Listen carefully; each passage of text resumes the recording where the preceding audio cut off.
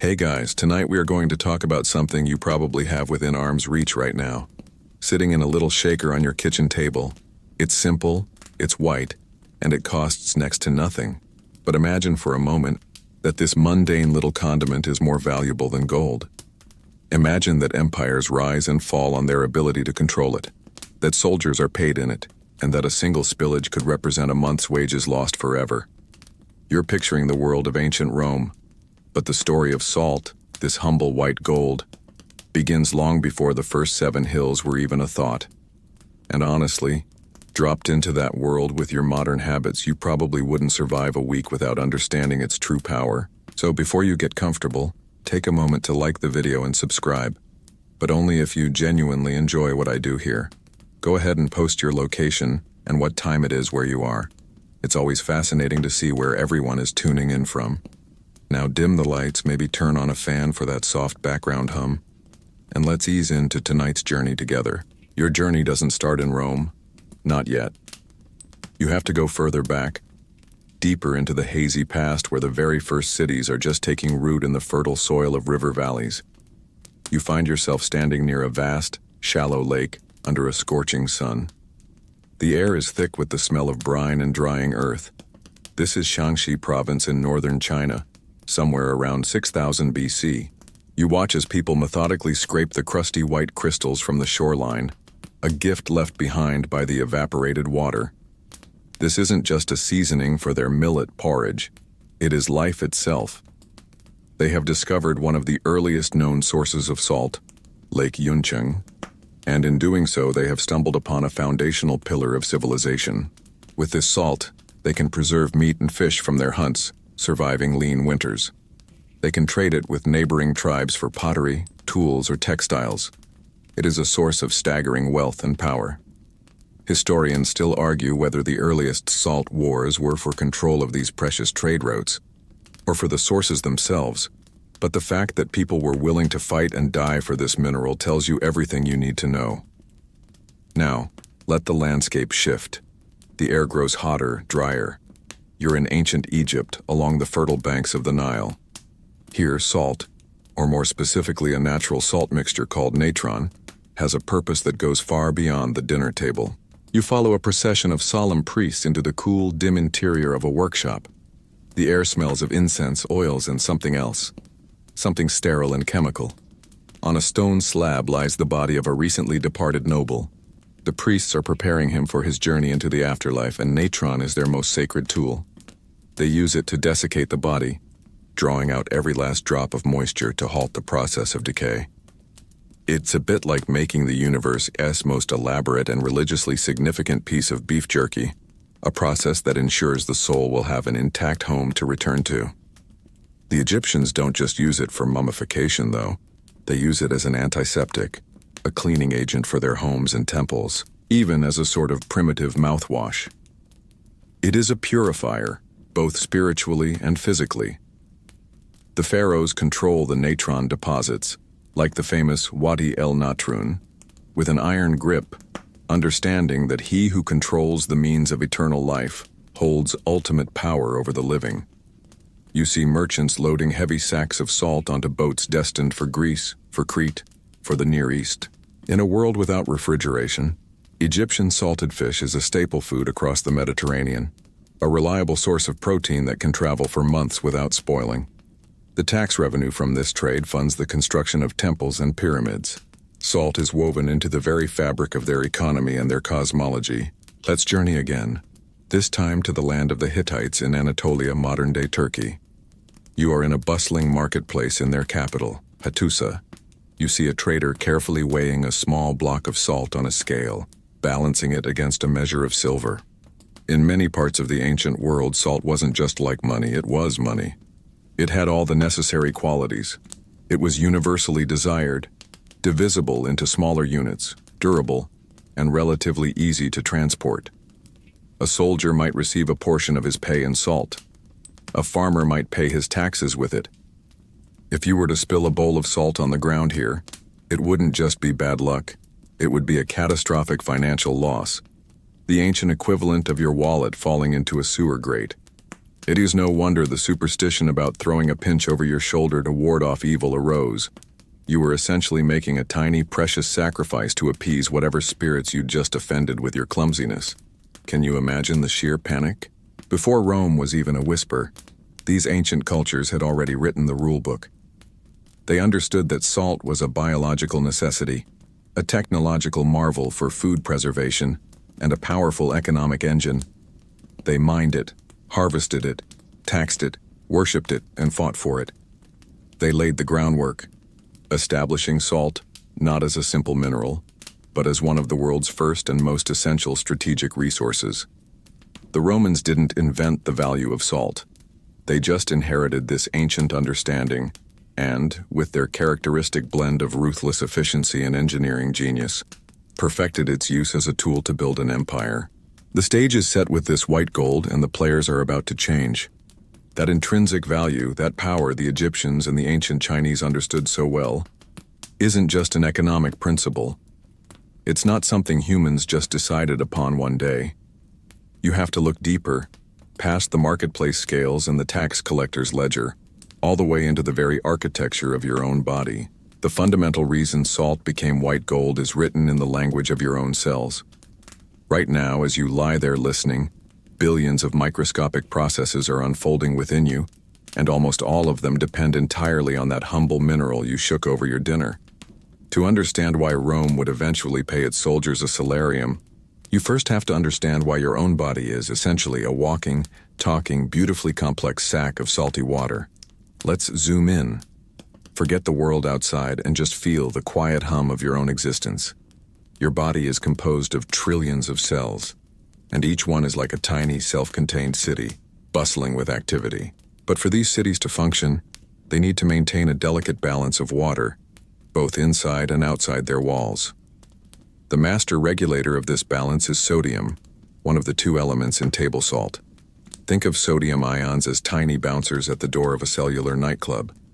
They control how much water gets in and how much stays out through a process called osmosis. If the balance is off, your cells either shrivel up like raisins from dehydration or swell up and burst from being overfilled. Neither is a particularly good outcome for your long-term health. Every single cell in your body, from the skin on your arm to the neurons in your brain, relies on this salty equilibrium just to exist. Now, think about your brain. It's the command center for everything you do, feel, and think. Right now, it's processing my voice, creating images in your mind, and keeping your heart beating steadily. It's a miraculous, soggy computer, and its electricity is generated by salt, specifically sodium and potassium ions. Every time a nerve cell wants to send a message, a command to move your finger, a signal that you're thirsty, the very thought you're having right now, it does so by rapidly swapping these charged ions across its membrane.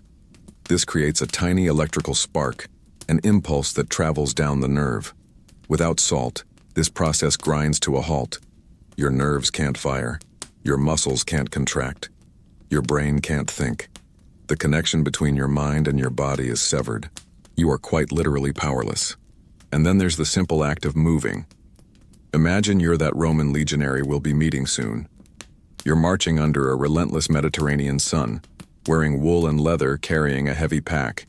You're sweating, profusely. That sweat, as you know, tastes salty. You are losing not just water but precious electrolytes, primarily sodium chloride. Your body is essentially seasoning the Italian landscape as you go. At first, you just feel thirsty. Your body is screaming for you to replace the water you're losing. But if you only drink water without replacing the salt, you can run into serious trouble by diluting the salt that remains. The muscle cramps start next, as the electrical signals telling them to contract and relax become fuzzy and weak. Then comes the dizziness, the confusion, the headache. Your internal cooling system starts to fail. This is heat exhaustion, the ancient killer of armies. More soldiers in history have likely been taken out of action by the silent, creeping effects of dehydration and electrolyte imbalance than by the sharp, sudden violence of an enemy's sword. This desperate biological need is hardwired into your very being. It's why salty things taste so good to us. That craving you get for potato chips or pretzels isn't a modern invention. It's an ancient survival instinct screaming at you. Biologists and anthropologists still debate exactly how early hominids living far from the coast secured a consistent source of salt before the advent of mining or harvesting. Did they follow animal herds to natural salt licks, those exposed mineral deposits where wildlife congregates? Did they get enough from eating the blood and flesh of their prey? Or did they resort to more unusual methods? There is a known human behavior called geophagy, which is a fancy term for eating dirt. While it sounds strange, some clays are rich in minerals, including salt. It is a quirky and fascinating idea that this bizarre compulsion could have been a Stone Age body's last-ditch effort to find the minerals it so desperately needed. So when you see a block of salt in an ancient marketplace, you're not just looking at a seasoning. You are looking at a brick of pure biological necessity. You're looking at the key to keeping the body's fluids balanced. You're looking at the fuel for every thought and every movement. You are looking at the difference between a soldier who can march 20 miles a day and one who collapses from heat stroke after 5. Today we chug sports drinks after a workout, which are really just fancy, fruit-flavored salt delivery systems, without a second thought. For the ancients, securing a steady, reliable supply of salt was a matter of life and death for every single person, every single day. Control the salt, and you control the very energy and vitality of the people. You control their ability to work, to march, to fight, and to live. Before salt could preserve food, it first had to preserve the person eating it. And once it had preserved the person, keeping their internal electrical storm firing and their cells perfectly hydrated, its next great miracle was preserving their food. This is the second pillar of salt's immense value, the one that allowed humanity to climb out of the endless anxious cycle of feast and famine. To truly understand this, you have to try and forget everything you know about your modern kitchen. Erase the refrigerator, the freezer, the vacuum-sealed packages with their neat little expiration dates. In the ancient world, the best before date on a piece of meat was a frantic sensory calculation of, when does this start to smell like a vengeful spirit? Time is your enemy. The air itself, warm and humid, is an invisible ocean teeming with microscopic life, and all of it is hungry. You are a fisherman living on the coast of the Mediterranean. You've had a miraculous day, your nets are overflowing with glistening silver fish. It's a moment of incredible wealth, a bounty from the gods. But it's a wealth that is literally dissolving in your hands. Within hours, the fresh, salty smell of the sea will begin to be replaced by the first foul hints of decay. That microscopic army of bacteria, for whom your catch is an all-you-can-eat buffet with no cover charge, has already begun its work. By tomorrow, most of your catch will be inedible. By the day after, it will be a stinking pile of poison. This is the fundamental challenge of civilization in a warm climate. How do you stop the relentless, invisible engine of rot? How do you make today's surplus last until next month, or even next winter? The answer lies in a pile of coarse white crystals. You take one of your fresh fish and pack it in a barrel, layering it with thick coats of salt. And then you watch as the magic begins. Slowly, almost imperceptibly, moisture begins to bead on the surface of the fish's skin. The salt, through that same process of osmosis that governs your own cells, is acting like a powerful magnet for water. It is ruthlessly pulling the moisture out of the flesh of the fish. But more importantly, it is also pulling the moisture out of the tiny bodies of the bacteria that have come for a free lunch. Just like your own cells, these microbes need water to live. By robbing them of it, the salt either kills them outright or puts them into a state of suspended animation. You have created a desert where life, at least the kind that spoils food, simply cannot survive. After days or weeks, you can take that fish out of the salt. It is transformed. It's thinner, firmer, and it smells not of decay, but of the sea and salt. It will now last for months, perhaps even a year. You have conquered time. You have taken a fleeting moment of abundance and turned it into a stable, lasting source of food. This process wasn't just for fish. You see it everywhere in the ancient world.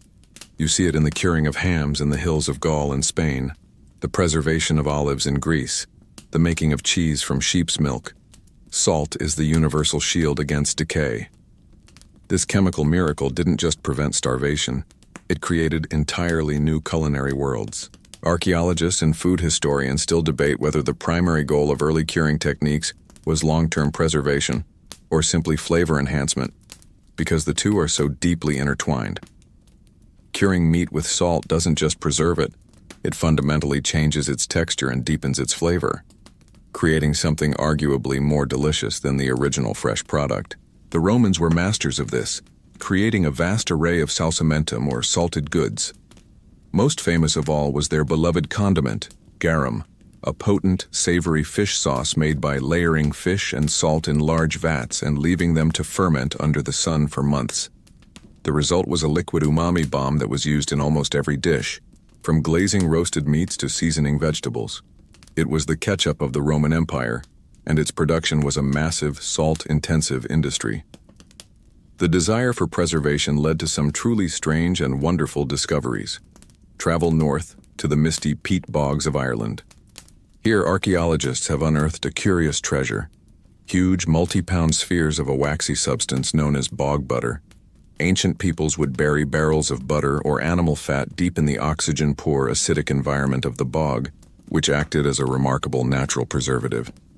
But often this butter was heavily salted first, combining human technology with the magic of the landscape.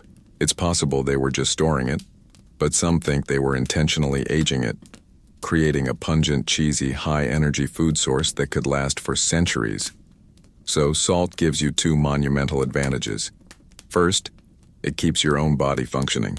Second, it keeps your food supply from vanishing.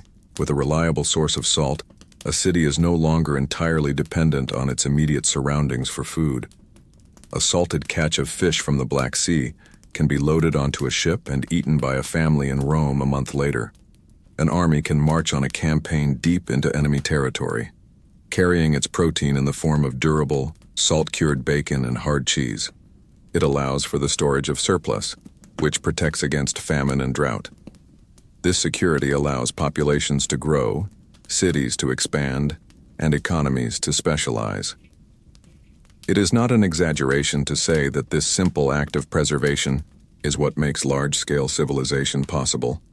It is the technology that fuels empires. And to fuel that empire, you need a lot of it. The next question becomes, where do you get it from?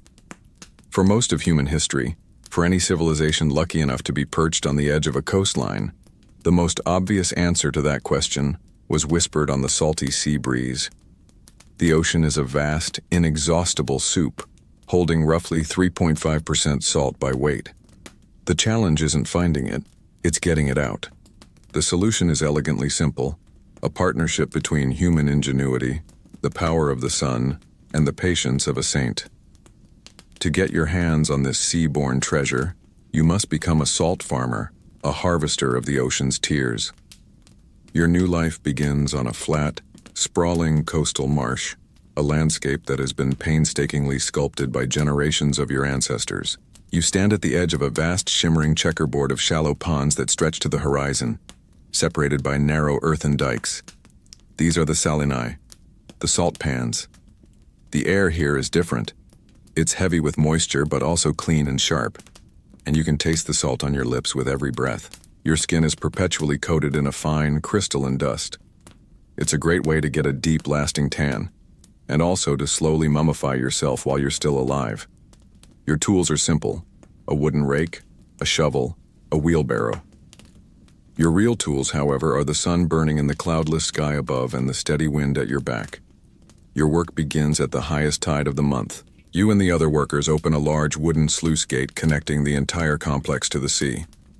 You watch as the cool, green seawater rushes in, flooding the first and largest of the ponds. This is the reservoir, your raw material. Once it's full, the gate is closed, and a huge volume of the ocean is now your prisoner. The first stage of the process is a long, slow waiting game. It's like being paid to watch water boil, but for a living, and without the excitement of the actual boiling part. For days, even weeks, the sun beats down relentlessly. The water, with its massive surface area and shallow depth, begins to evaporate. The sun is your engine, and the wind is your bellows, constantly whisking away the water vapor and demanding more. You have to be a student of the brine. You learn to read its subtle changes by sight, by smell, even by the way the light reflects off its surface. As the water evaporates, the salinity of the remaining liquid increases. Historians and engineers still debate the precise level of sophistication the Romans achieved in their salinae, particularly whether they used rudimentary tools like a hydrometer, perhaps an egg or a piece of wood that would float at a certain height, to measure the brine's density. But whether by science or by a skill passed down through generations, you know when the moment is right. When the brine in the first pond has reached the perfect concentration, you open a smaller channel, and the now much saltier water flows down into a second set of ponds. These are smaller and shallower than the first, designed to accelerate the evaporation. The process repeats. The sun continues its relentless work. The water level drops further, and the brine grows thick and heavy, almost oily. It is now so saturated with salt that it can't hold another grain in suspension. Any further evaporation will force the salt to reappear, to return to its solid, crystalline form. This is the final, most delicate stage. You carefully transfer this supersaturated liquid into the last set of ponds, the crystallization pans. These are the smallest and shallowest of all, perhaps only a few inches deep. And here, if the conditions are right, hot sun, dry wind, no rain, the miracle happens. You see the first tiny, perfect cubes of salt begin to form on the bottom of the pan, glittering like a carpet of diamonds. On truly perfect days, a different kind of magic occurs. If the wind is gentle and the heat is intense, a delicate, flaky crust of salt crystals will form on the surface of the brine, floating like a sheet of icy lace. This is the fleur de sel, the flower of salt. With a special fine-meshed rake, you carefully skim this pristine layer from the surface. It is the purest, whitest, most delicate salt the sea can offer. It's the caviar of salt, destined not for preserving fish in a barrel but for the table of a wealthy merchant or a high priest's offering. After skimming the delicate flour, you turn to the main harvest. With your heavy wooden rake, you begin the back-breaking work of pulling the thicker layer of crystallized salt from the bottom of the pan. You scrape it into shimmering white mounds along the dikes where it will sit to drain and dry completely in the sun. It's heavy, repetitive work. Your back aches, and the unrelenting glare of the sun off the white crystals can burn your eyes. The salt you harvest isn't uniform. The lowest layer, scraped from the clay bottom, might be grayish and impure, good only for tanning leather or feeding to livestock. The middle layers are your bread and butter, the coarse workhorse salt that will be packed into sacks and sent to the cities to preserve food. This entire process is a beautiful, sustainable piece of natural engineering, but it has a glaring weakness. It is entirely at the mercy of the weather. A single week of rain at the wrong time can dilute the brine, setting your work back for a month. A long, cloudy or cool summer can mean a disastrously small harvest, leading to shortages and skyrocketing prices. The reliance on the sun and sea was effective, but for an empire with an insatiable appetite for salt, it wasn't always enough. To guarantee a supply that could feed its armies and fill its treasury, rain or shine, Rome had to look elsewhere. It had to look down, deep into the bones of the earth. So now you must leave the sun-drenched open expanse of the coastal salt pans behind. The rhythmic lapping of the waves fades, replaced by the wind whistling through high mountain passes. You have traveled inland, far from the sea, to a place where the treasure is not a gift from the sun but a secret locked deep within the earth. This is the other great source of ancient salt, the vast, subterranean deposits of halite, or rock salt, the fossilized remains of ancient seas that dried up millions of years ago. Getting to this salt requires no patience, only brute force, courage, and a willingness to trade the light of the sun for the crushing darkness of the underground. You stand at the mouth of a tunnel driven into the side of a mountain in the eastern Alps. This is the region that will one day be called Austria, home to some of the oldest and richest salt mines in the world, like those of the Hallstatt culture, who were mining this very mountain 1,000 years before Rome was a city. The entrance is a dark, rough-hewn maw, exhaling a cool, mineral-scented breath. You are handed a simple lamp, a hollowed-out stone bowl filled with animal fat, a wick floating in it, and you take your first hesitant steps inside. The transition is immediate and absolute. The warmth of the sun on your back vanishes, replaced by a profound, tomb-like chill.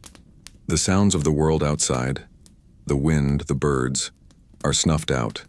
replaced by the soft shuffle of your own feet on the dusty floor and the unnerving drip, drip, drip of water seeping through rock somewhere in the darkness ahead. Your small lamp pushes back a tiny circle of light, revealing damp, glistening rock walls that seem to press in on you. The shadows leap and dance, turning familiar human shapes into grotesque, fleeting monsters. This is a world without day or night, without seasons, where the only time that matters is the length of your shift. You follow the tunnel deeper, a mile into the mountain's heart. The air becomes thick with salt dust, and you can feel it coating your throat. It's probably fair to assume that everything the miners ate down here was aggressively seasoned. Soon you hear it, the rhythmic clink, clink, clink of metal on rock, echoing through the labyrinthine passages. You arrive in a large cavern, a chaotic hive of activity illuminated by dozens of flickering lamps.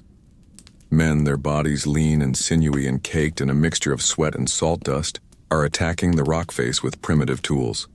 They use bronze or iron picks to painstakingly chip away at the walls, which glitter with veins of pure salt.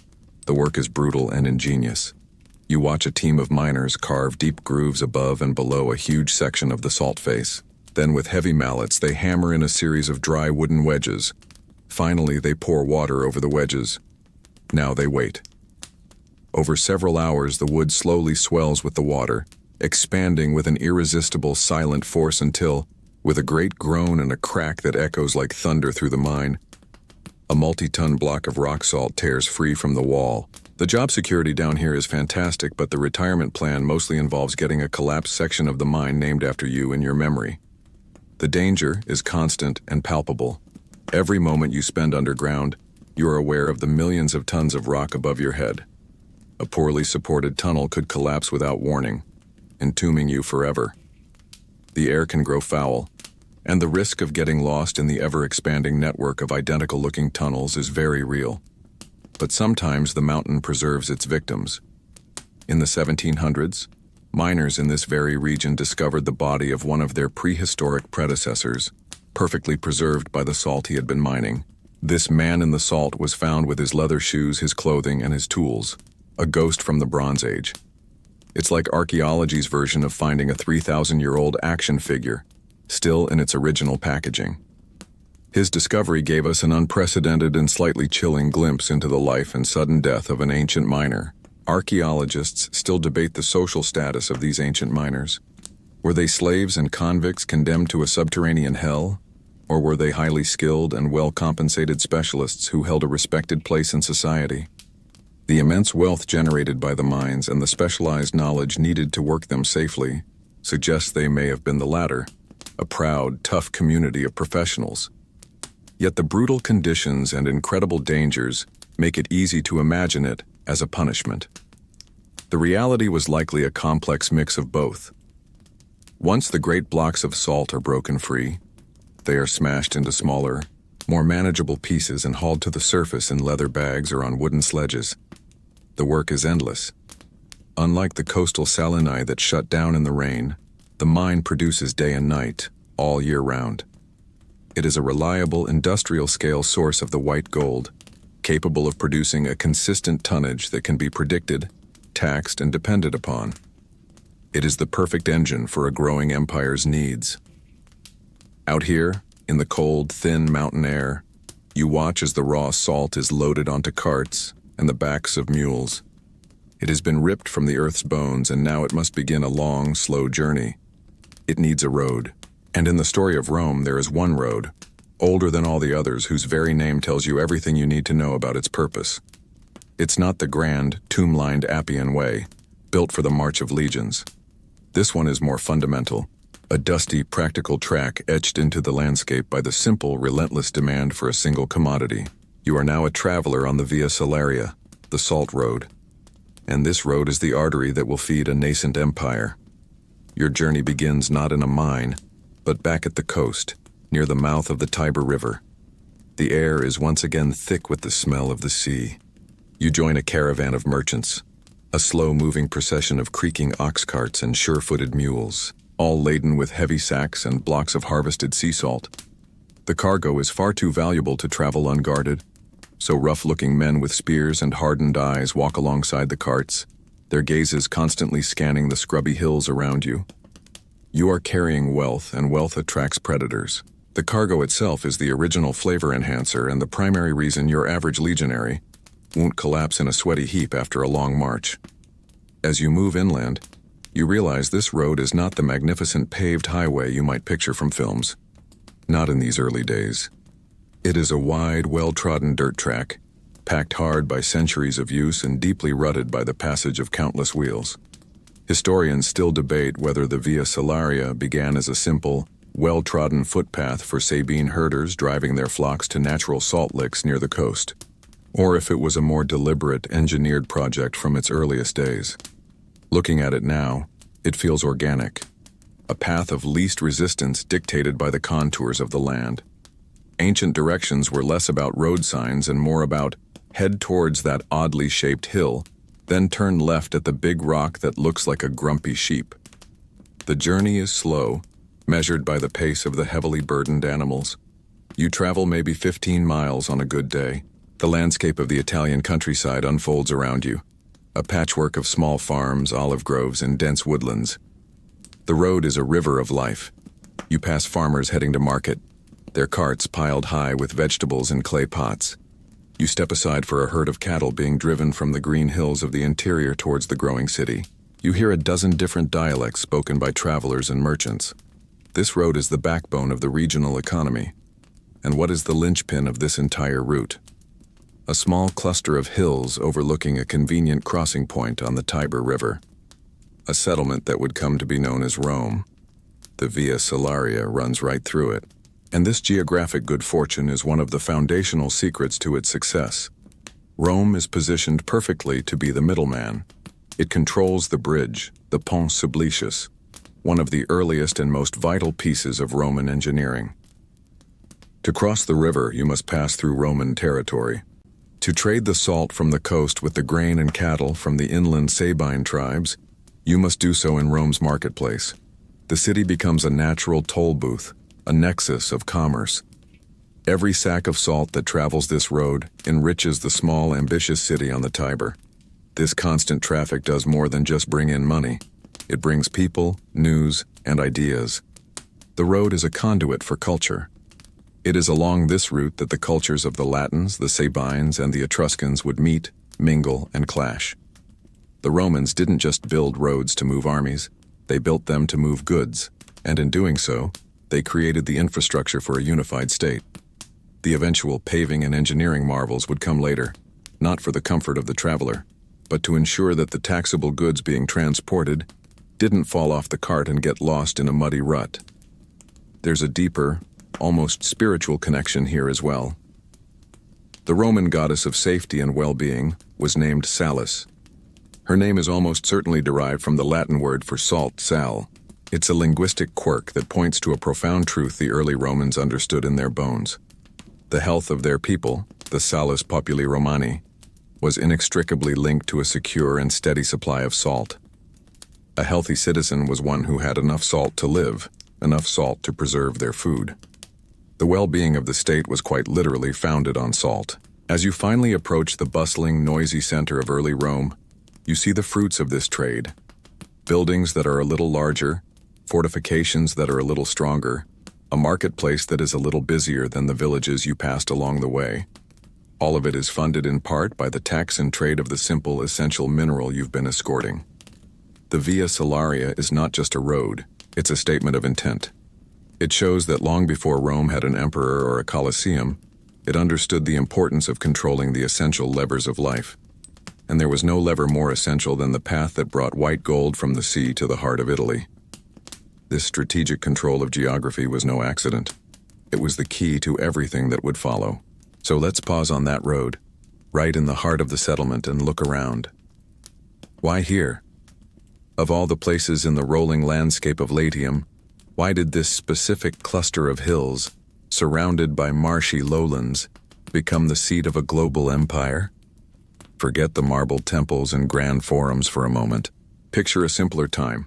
A collection of wattle and daub huts perched on a hilltop, the smell of wood smoke and livestock in the air, the muddy brown Tiber flowing below. The traditional founding story involves twin brothers and a she-wolf, a tale of divine destiny. But if you look at the landscape with the cold, hard eyes of a strategist or a merchant, you see that the gods had very little to do with it. Rome's destiny was written not in the stars, but in its geography. Think of it as the most valuable piece of real estate in ancient Italy. It came with 3 unmatched features. First, you have the famous 7 hills. In an age of constant tribal warfare, a hill is a fortress. It's easier to defend, harder to attack, and it lifts you up out of the surrounding lowlands, which in the summer were often malarial swampland. The hills offered security, a place to build a wall, a place to make a stand. Second, you have the river. The Tiber is a natural highway. It connects the agricultural heartland of the Apennine Mountains with the sea.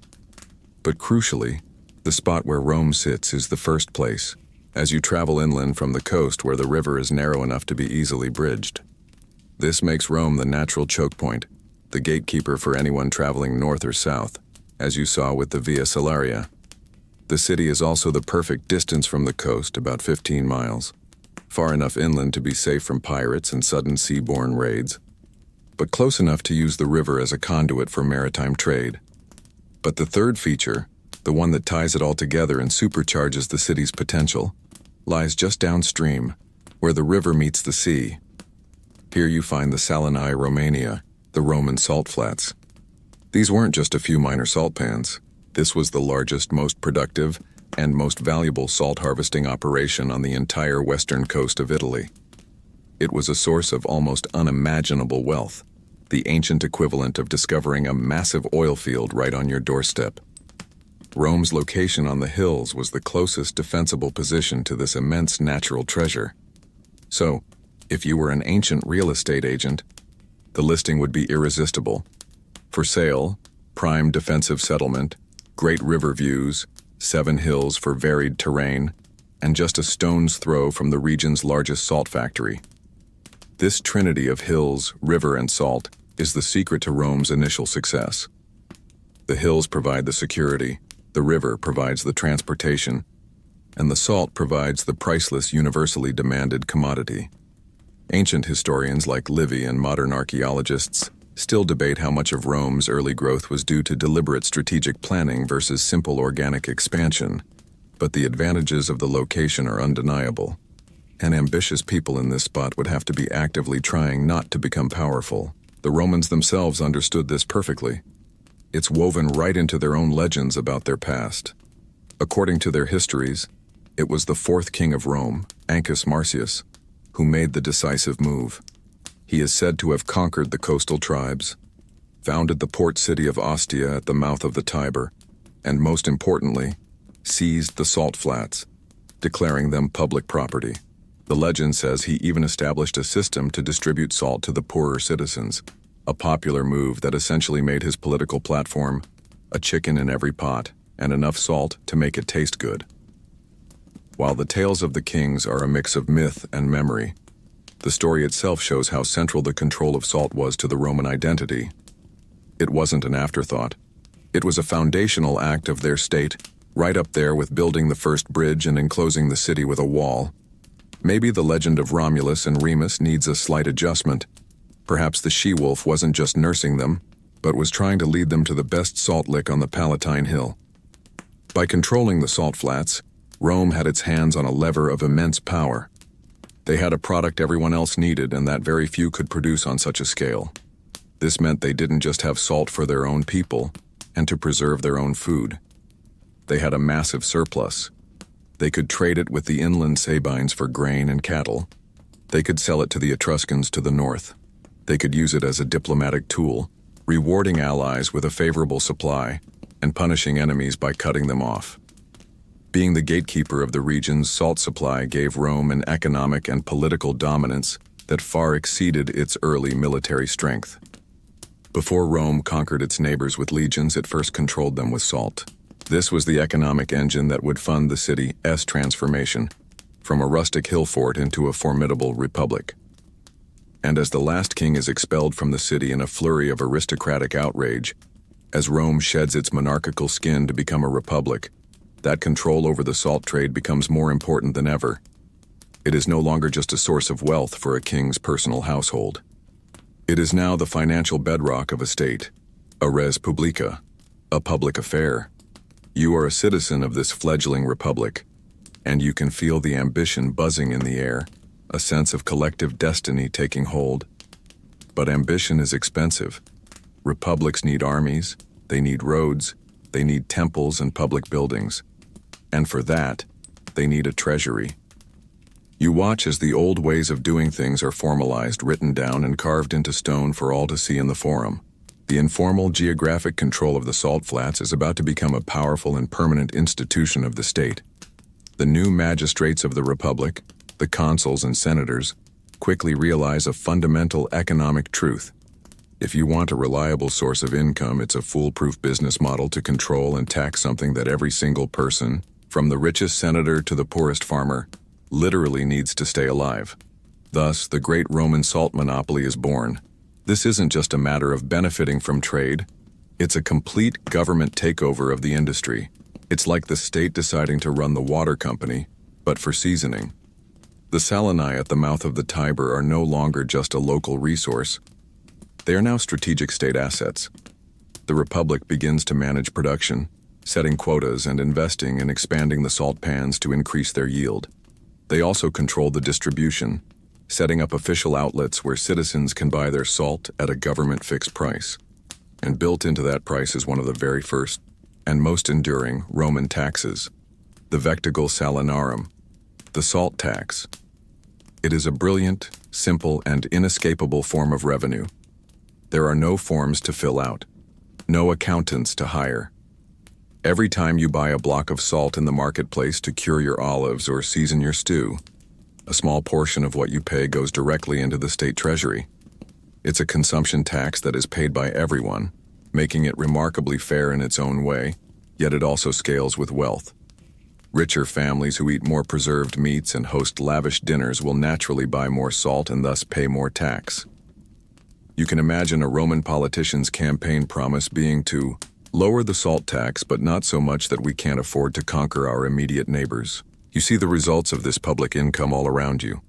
The raw, dusty parade ground of the Campus Martius is leveled and improved for training the citizen soldiers of the new army. A formidable new defensive wall, the Servian Wall, begins to encircle the 7 hills, built with the wages of workmen paid for by public funds. In the Forum at the base of the Capitoline Hill, you see the construction of the Temple of Saturn. This isn't just a place of worship. Its vaults will house the aerarium, the public treasury of the Roman people. And you can just imagine the early wealth of the Republic being stored in that sacred place. Not just coins, which were still uncommon, but perhaps state-owned reserves of salt itself, and certainly the silver and bronze collected directly from its sale, all resting under the watchful protection of the gods. Historians continue to debate the exact mechanisms of this early monopoly. Was it a fully state-run enterprise from production to sale, or was it a system of private contracts and tax farming from the very beginning? In later years, the Republic would famously use publicani, private tax collectors who would bid for the right to collect taxes in a certain region, a system that was both incredibly efficient and ripe for corruption. It's likely the early system was a simpler, more direct form of state control that grew more complex over time. What is certain is that this steady, reliable stream of revenue gave the Roman Republic a staggering advantage over its rivals in Italy. While other cities and tribes funded their wars through seasonal plunder or by levying troops and supplies from their citizens on an ad hoc basis, Rome had a consistent cash flow. This allowed them to equip their soldiers better and to keep them in the field longer. It allowed them to invest in the kind of long-term infrastructure, roads, bridges, walls, that turns a city into the capital of an empire. The salt monopoly was the silent, ever-present financial engine driving the Republic's expansion. It was the stable foundation upon which a truly professional military could be built. A military that would soon march out from the city gates, its soldiers strong and its coffers full, all thanks to the white gold from the Tiber's mouth. And so, with the state's treasury secure and its ambitions growing, you now find yourself standing in the ranks of that very army. The wool tunic is coarse against your skin, and the leather straps of your armor are already beginning to chafe. You heft your heavy shield, the scutum, and adjust the sword, the gladius, at your hip. But these are not the heaviest things you will carry. On your back is the marching pack, the sarcina, a collection of poles, a shovel, a cooking pot, your bedroll, and, most importantly, several days' worth of food. Military historians and reenactors still debate the exact weight of the legionary's marching pack, but most estimates place it between 60 and 100 pounds. You are a self-sufficient walking engine of conquest, and now you begin to march. The sun is relentless. The road is a river of dust kicked up by the sandals of the thousands of men in your legion. You march for hours, the rhythmic tramp of feet and the creak of leather becoming a hypnotic, monotonous beat. Sweat soaks your tunic and trickles down your face, stinging your eyes. With every drop of that sweat, you are losing the very fuel that keeps you going: water and salt. The lessons from your body's own biology are no longer abstract. They are a matter of immediate, brutal survival.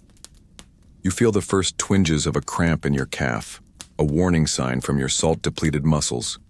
You see a new recruit, unaccustomed to the strain, stumble and fall to the side of the road, his face pale and his body racked with heat exhaustion. Your centurion's shouts are harsh, but the message is one of survival. Drink your water, but don't forget your salt. After what feels like an eternity, the horn sounds to make camp for the night. The work isn't over. You dig a defensive trench, you build a palisade wall, and only then do you turn to your rations. An officer doles out your portion of frumentum, grain. It's not flour, but hard kernels of wheat. You and your tent mates take out your small personal hand mills and begin the laborious process of grinding it into a coarse flour. This you mix with a little water and cook over the fire into either a dense, unleavened biscuit that could stop an arrow, or a thick, gloopy porridge called pulse. And it is, without question, the blandest food you have ever tasted. It has the texture of wet sawdust and the flavor of profound disappointment. This is where the true value of salt reveals itself on a personal, visceral level. You reach into a small leather pouch at your belt and take out a few precious, coarse crystals. You crush them between your fingers and sprinkle them into your bowl of porridge. The transformation is immediate and miraculous. The salt doesn't just add flavor, it unlocks the subtle, nutty taste of the wheat. It makes the inedible edible. It makes the grim task of refueling your body something that is almost enjoyable. A soldier without salt wasn't just a health risk from dehydration. He was a morale disaster waiting to happen. Grumpy, exhausted men who have to eat tasteless slop do not fight well. Your pinch of salt is a pinch of comfort, a reminder of the flavors of home and the fuel for tomorrow's march. But it's more than just a seasoning. Throughout the day, you've been sipping from your water skin. The water itself is often from a questionable stream or well, and to make it safe, you've mixed in a splash of what the army provides in barrels, sour wine or vinegar. This drink is called pasca. It's sharp and acidic, but it kills most of the harmful bacteria in the water.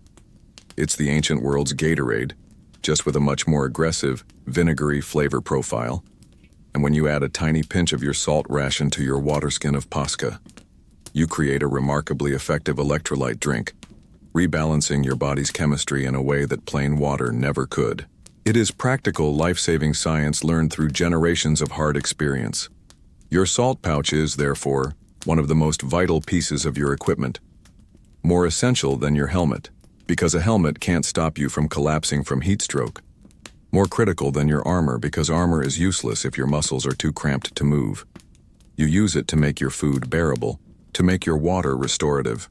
And if you are lucky enough to forage a rabbit or catch a fish, you use it to cure the meat, preserving it for the leaner days ahead.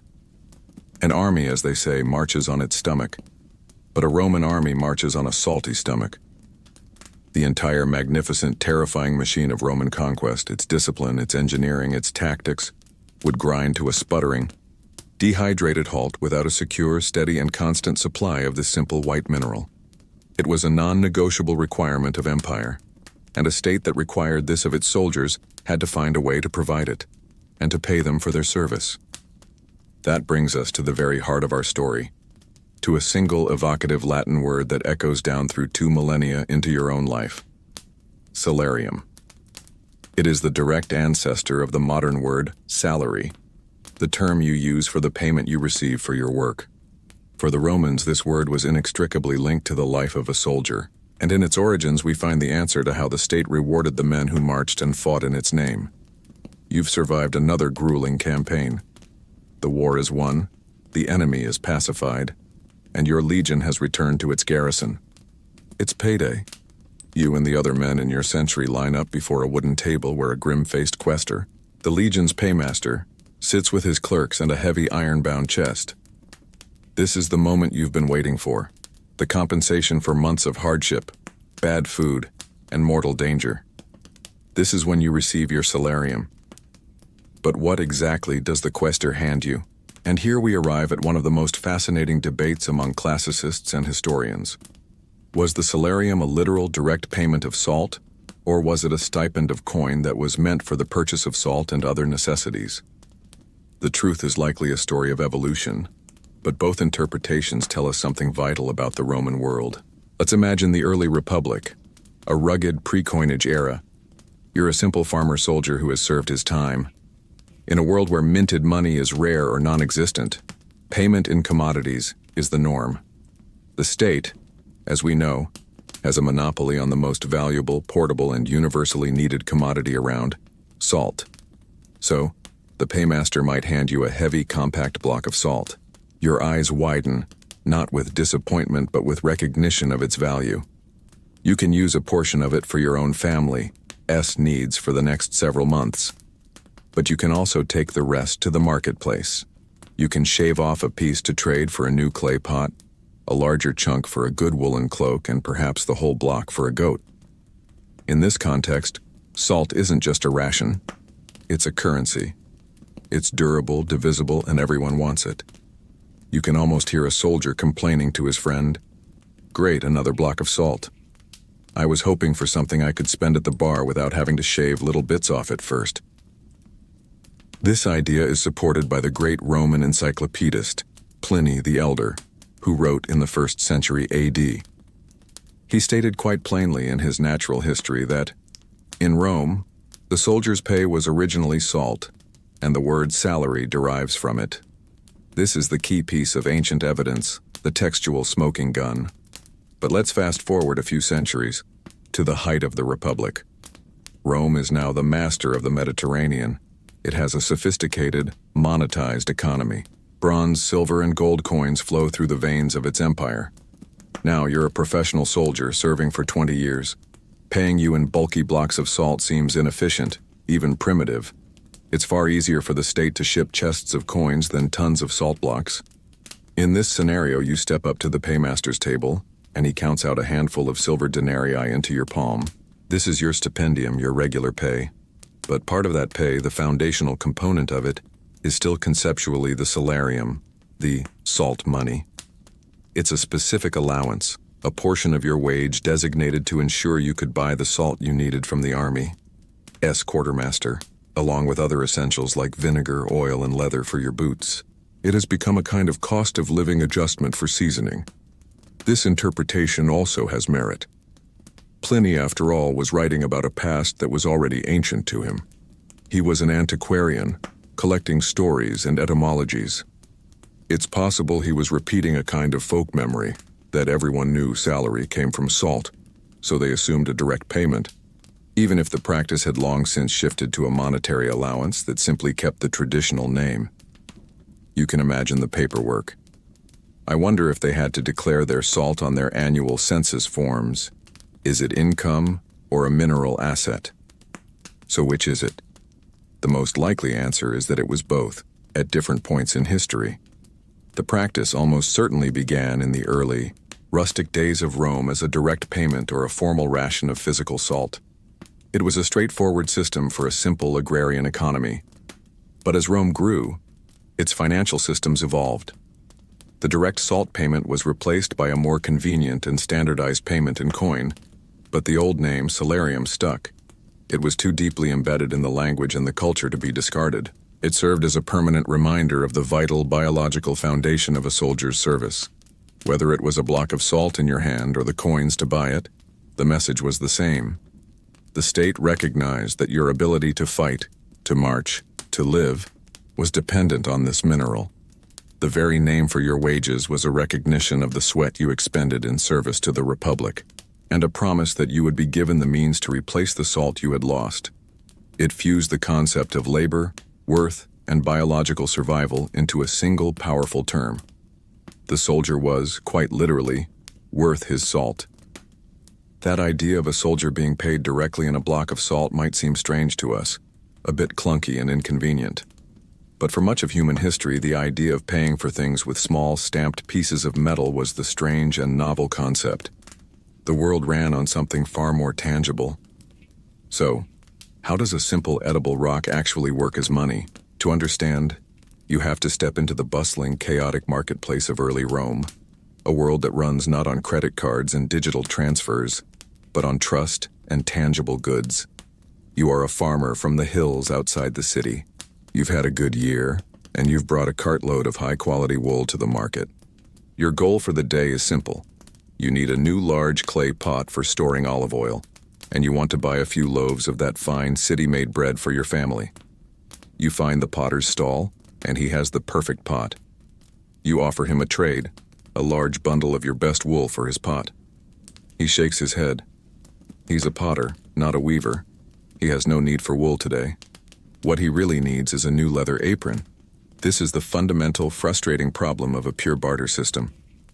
Economists and anthropologists call it the double coincidence of wants, which is a fancy way of saying that you have to find someone who not only has what you want, but also wants what you have.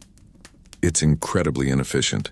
That's a lovely goat you have, but I don't really need a whole goat today. Do you have one that's, 20% smaller? This is where salt changes everything. You know that everyone needs salt. The potter needs it, the baker needs it, the leather worker needs it. So you don't trade your wool for a pot. You find a merchant who is buying wool for the city's weavers, and you trade your entire cartload for several solid, heavy blocks of salt. Now you hold in your hands not just a seasoning, but a liquid asset. You are holding purchasing power. You walk back to the potter's stall. You hold up a block of salt. His eyes light up. He takes the salt, and he gives you the pot. You then go to the baker's stall. You don't offer him a whole block. You carefully break off a smaller corner piece and trade it for 3 loaves of bread. You've just witnessed salt performing the first and most important function of money. It is a medium of exchange. It is the universally accepted third party in any transaction, freeing you from the tyranny of barter. As you walk through the market, you see this principle at work everywhere. A sign above a sandal maker's stall might not list a price in coins, but in weight. Sandals, 2 ounces of salt. Tunic, 5 ounces of salt. Salt has become a unit of account. It provides a common yardstick for valuing everything, allowing for a standardized and easily understood pricing system. A Roman could tell you exactly how many loaves of bread his shield was worth, because both had a recognized value measured in salt. Finally, you head home with your new pot, your bread, and a large remaining block of salt. You could have traded all your wool for perishable goods like fish or vegetables, but you didn't. You chose salt because you know it will not spoil.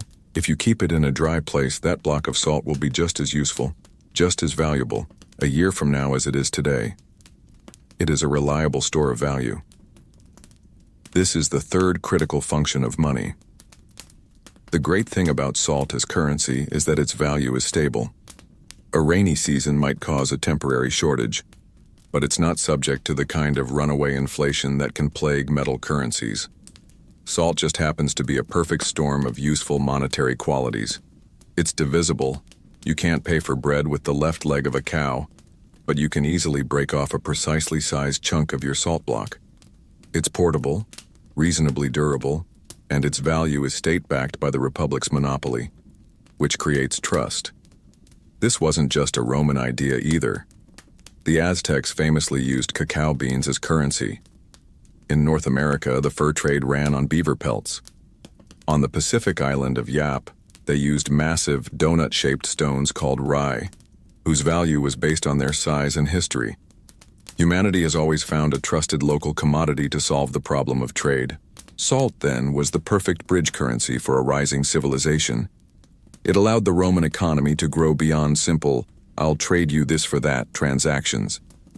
It enabled specialized labor, long-distance trade, and the accumulation of wealth. It was the lubricant that allowed the gears of a more complex society to turn smoothly. And this economic transformation didn't just happen in the grand public spaces of the Forum. It reached deep into the private heart of Roman life, right into the one room where salt was queen, the kitchen. So let's leave the noisy marketplace behind. You follow a merchant down a narrow, cobbled street, the high walls of private homes blocking out the sun. He ushers you through a heavy wooden door, across a central atrium, and into the heart of a Roman home, the Colina. The kitchen. Forget any images of a bright, spacious room. You are in a small, smoky, and intensely practical space, often tucked away in a corner of the house. It's a place where great food was made, and where fire safety regulations were, at best, a gentle suggestion. The air is thick with the smells of wood smoke from the hearth, sharp garlic, fragrant herbs, and something else, a pungent, savory aroma that is uniquely Roman. To appreciate what salt does here, you first have to remember the baseline. For centuries, the national dish of early Rome was poles, that grain porridge we met in the soldiers' camp. It's a food of pure function, providing the calories to work and fight, but with all the culinary excitement of boiled wallpaper. It's the taste of mere survival. The first and most profound transformation in Roman cuisine was the ready availability of salt, which elevated that grim subsistence into something that could be eaten with a measure of actual enjoyment. But that was just the beginning. Salt was not just an additive, it was the foundational technology of the entire Roman pantry. Look around the kitchen. Hanging from the rafters, you see cured hams, perna, and sides of bacon, their surfaces white with a crust of salt, protected from rot, and deepening in flavor. In large clay amphorae in the corner, olives are curing in a brine of salt and water, their natural bitterness being drawn out and replaced by a savory tang. On a wooden board, the cook is cutting a wedge from a wheel of hard sheep's cheese Cassius, another food product that owes its very existence to salt's ability to preserve milk. Without salt, this kitchen would have very little to offer besides that bland porridge and whatever vegetables were picked from the garden this morning. With salt, it holds a pantry full of stable, delicious, and protein-rich ingredients. And then there is the source of that pervasive, savory smell, brie. The cook takes a ladle and dips it into a tall, narrow-necked pot, pulling out a thin, brownish liquid. This is garum, or liquamen, the undisputed king of Roman condiments. It is in everything.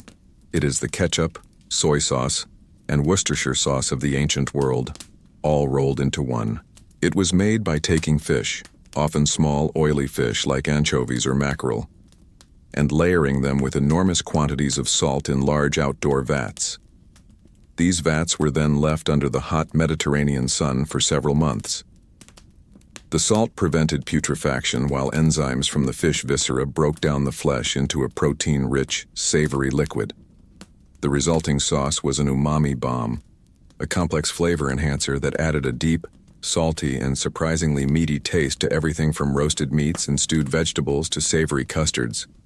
Food historians and classicists still debate the precise flavor profile of authentic garum, trying to recreate it based on ancient recipes and archaeological finds. Was it overpoweringly fishy, or was it a more subtle, savory flavor, like modern Southeast Asian fish sauces? The reality is that it varied wildly. There was cheap, sludgy garum for slaves and soldiers, and then there was the refined, aged, top-shelf stuff made from a single type of fish that could cost as much as the finest perfumes. It was an acquired taste, to be sure, one that would either make you fall in love with Roman food or swear it off for life. But Roman seasoning wasn't all about fish sauce. The cook takes a piece of freshly baked flatbread and smears it with a thick greenish paste from a stone mortar. He hands it to you. This is moridum. It's a rustic, peasant dish, a sort of ancient pesto made from sheep's cheese. A shocking amount of garlic, fresh herbs like cilantro and rue, a splash of vinegar, a drizzle of olive oil, and a healthy dose of salt to bring all the flavors together. The taste is explosive, sharp, salty, garlicky, and herbal all at once. It's a dish so beloved that a poem detailing its step-by-step creation survives from the era, giving us a wonderfully vivid taste of the common Roman's food. As you stand in this small, smoky kitchen, you realize that salt is the silent, indispensable partner in every dish. It transforms the bland, it preserves the perishable, and it is the key ingredient in the new, uniquely Roman flavors of cheese, cured meats, and garum. It allowed the Roman diet to move beyond the seasons and the immediate harvest. It enabled a culinary culture to develop, one based on complex, layered flavors. The daily act of eating was no longer just about staving off hunger. It was becoming an act of pleasure, of culture, and of identity. And like everything else in the Roman world, that pleasure and identity were not distributed equally. The quality of the salt on your food said a great deal about your place in the world. Let's leave that humble kitchen, with its rustic meritum and common-grade garum, and travel across the city to a different kind of home entirely. You are no longer a casual observer in a smoky workspace. You are now an invited guest at a convivium, a lavish dinner party, held in the villa of a wealthy Roman senator. You pass through a stunning marble atrium with a gurgling fountain, and are led into the triclinium, the dining room. Here, you don't sit at a table. You recline on one of 3 plush couches arranged in a U-shape, propped up on your left elbow. The walls are covered in vibrant frescoes. The floor is an intricate mosaic, and the air is hazy with the scent of expensive incense and exotic perfumes.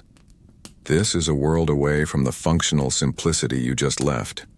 And you are about to learn that in this world, not all salt is created equal. The salt that the state provides for the army rations, the coarse, grayish stuff used to cure mountains of fish, is a crude tool for survival. The salt that a common family buys in the market is better, but still just a workhorse seasoning. Here in this room, salt is not a tool. It is a statement. It is a symbol of purity, wealth, and sophistication.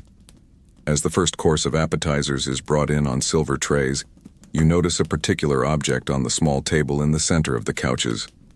It is a salt cellar, the salinum. But it is not a simple clay pot. It might be made of polished bronze, or alabaster, or even intricately worked silver. This is no mere condiment holder.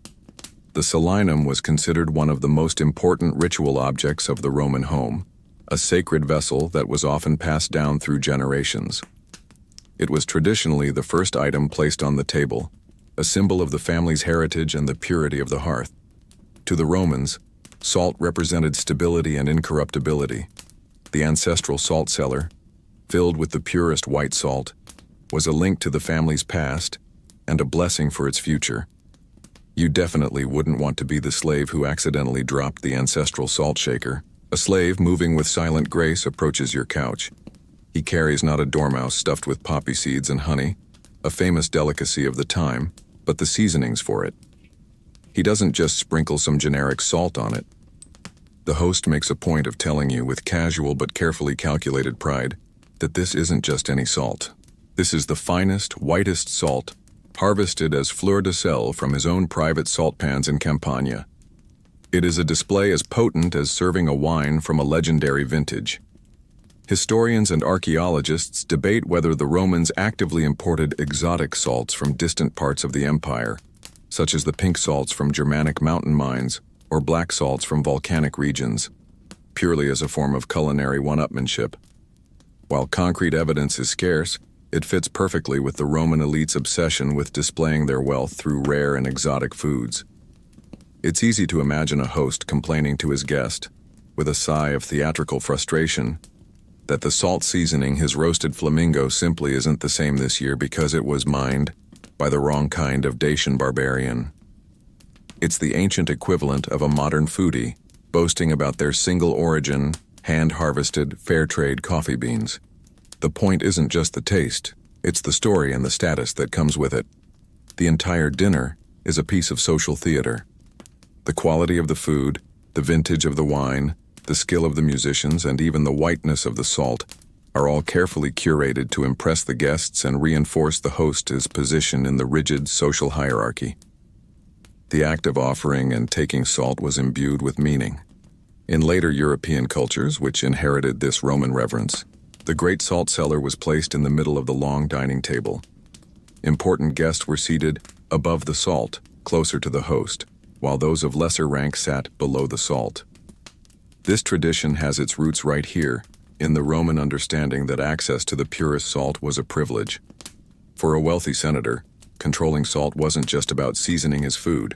His family might own vast estates that included their own salt pans, providing another stream of revenue and ensuring a personal supply of the highest quality product. His status gave him access to the best of everything, and salt was no exception. It was a microcosm of Roman society. The same basic substance, sodium chloride, took on entirely different forms and meanings depending on who was using it. For the soldier, it was life. For the commoner, it was flavor.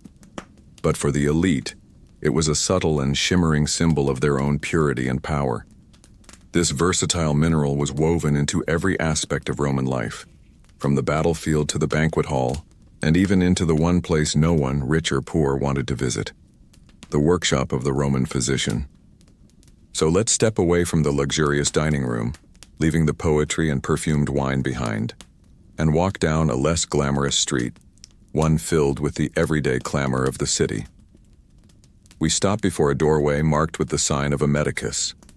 This is the workshop of a Roman physician, a place that is part clinic, part pharmacy, and part laboratory. The air inside is pungent, a complex mixture of drying herbs, sharp vinegar, and the metallic smell of bronze instruments.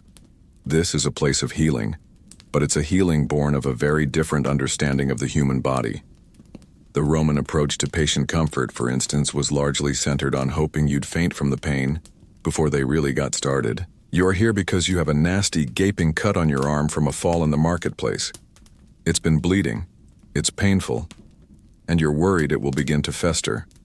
The medicus, a serious-looking man who likely learned his trade in the army, examines your wound with a practiced eye. His understanding of medicine is built on a framework inherited from the Greeks, the theory of the four humors. He believes your body is a balance of blood, phlegm, yellow bile, and black bile, and that your illness or injury is a result of an imbalance in these fluids. Historians of science still debate how much of Roman medical theory was based on this rigid, often incorrect model versus simple, practical, empirical observation of what actually worked. And in the case of your wound, he is about to use something that works remarkably well. He doesn't reach for a mystical chant or a useless amulet. Instead, he takes a clean linen cloth, dips it into a strong solution of boiled water and salt, and begins to thoroughly and painfully clean your wound. You hiss in pain as the brine stings the raw flesh, but the doctor is relentless. He is performing one of the most effective medical procedures known to the ancient world. He is using salt as a powerful antiseptic. Just as salt draws the water out of a fish to preserve it, it is now drawing the water out of any bacteria or microbes that have tried to make a home in your wound, killing them before an infection can take hold. After cleaning it, he might even pack the wound with a poultice of salt, honey, and herbs before bandaging it. This practical, effective use of salt as a disinfectant was a cornerstone of Roman military medicine, and a key reason why their legionaries had surprisingly high survival rates from battlefield injuries. But this clear-eyed, practical use of salt existed alongside a much stranger and more sprawling world of salt-based remedies. The physician might also consult the writings of a figure like Pliny the Elder, who was the original, here's one weird trick medical guru of the Roman world. In his massive encyclopedia Natural History, Pliny lists dozens upon dozens of cures that use salt as a key ingredient for almost every ailment imaginable. For a scorpion sting, he recommends a poultice of salt and lard. For a dog bite, salt mixed with vinegar and thyme. He suggests salt mixed with honey and resin for treating running of the eyes, and salt mixed with cedar pitch for a toothache. The list goes on, a bizarre and wonderful collection of folk remedies and magical thinking. Got a headache? Try this poultice of salt and goat dung. It probably won't cure you, but you'll be so distracted by the smell that you'll forget all about the pain. You get the sense that many Roman cures were designed to be so unpleasant that the patient would simply decide they weren't sick anymore. For internal ailments, salt was often used as a purgative or an emetic. If the doctor believed you had an excess of a certain humor, he might prescribe a large dose of salt water to induce vomiting or diarrhea, believing he was purging the sickness from your body. While this might have occasionally worked by coincidence, it was a dangerous practice that often did more harm than good through severe dehydration. Yet in the realm of hygiene, Salt's utility was undeniable. A simple saltwater solution was the common Roman mouthwash, used to tighten the gums and cleanse the mouth. Gargling with brine was a standard treatment for a sore throat. Some early Roman toothpaste recipes even included finely crushed salt as a mild abrasive, mixed with things like powdered oyster shells and herbs. In the hands of the Roman medicus, salt was a substance of powerful duality. On the one hand, its very real antiseptic properties when applied to wounds represented the pinnacle of their practical, observational medicine, a genuine lifesaver. On the other hand, it was a ubiquitous cure-all, a magical ingredient thrown into 1,000 different potions and poultices based on tradition, superstition, and a flawed understanding of the body. This dual identity, as both an effective physical purifier and a substance with an almost mystical power to cleanse and ward off corruption, was not limited to the physical body. It reached into the health of the Roman soul itself. That power to cleanse, to purify, and to preserve against corruption was not just a medical or culinary concept for the Romans. It was a profound spiritual truth, an idea that reached into the very heart of their relationship with the divine. For a people whose world was filled with capricious gods, demanding spirits, and the constant need for ritual purity, salt was a direct line to the sacred. It was the physical manifestation of incorruptibility in a world that was constantly decaying. Your spiritual journey begins not in a grand temple, but inside the Roman home, the domus. You are standing before the Narration, a small shrine which might be a simple painted niche in the wall or an elaborate cabinet-like structure. Inside are small figurines of the household gods, the Lares who protect the family and the Penates who guard the pantry, the household's source of life. Every day the paterfamilias, the head of the household, would lead his family in a simple act of worship. He would make a small offering from the family's meal to these guardian spirits, and this offering almost always included a pinch of precious salt. It was a gesture of profound meaning. The family was offering the gods the two staples of their existence: grain, the staff of life, and salt, the agent of its preservation. By doing so, they were asking for the continued health of the family and the incorruptibility of their home and food supply. Now let's move from this intimate daily ritual to the grand stage of Roman state religion. You are part of a massive crowd gathered in the Roman Forum before the gleaming marble facade of a temple. A procession of white-robed priests, the pontifices, and solemn-faced senators makes its way to a large outdoor stone altar. A magnificent white ox, its horns gilded and its back draped with garlands, is led forward. This is a suavetaurilia, one of the most sacred rites, a sacrifice to Mars to purify the land and bless the army. But before the final bloody act can take place, a critical preliminary step must be taken. A Vestal Virgin, one of the revered priestesses who guard the sacred flame of Rome, steps forward. She carries a flat, shallow dish. On it is a coarse, brownish flour. This is the mola salsa, literally, salted flour. It is a sacred mixture of salt and coarsely ground, toasted emmer wheat, prepared according to an ancient recipe by the Vestals themselves. Their duties included keeping the sacred flame eternally lit and ensuring the state never ran out of this holy seasoning, making them part priestess, part gourmet chef for the gods. The head priest takes a handful of the mola salsa and, with a chanted prayer, sprinkles it along the back and between the horns of the sacrificial ox. He then throws another handful onto the sacred fire burning on the altar. This was not an optional garnish. The application of mola salsa was a mandatory part of nearly every official Roman sacrifice. Without it, the offering was considered invalid, impure, and would surely anger the gods, rather than appease them. The Roman gods, it seems, were very particular. No salt, no deal.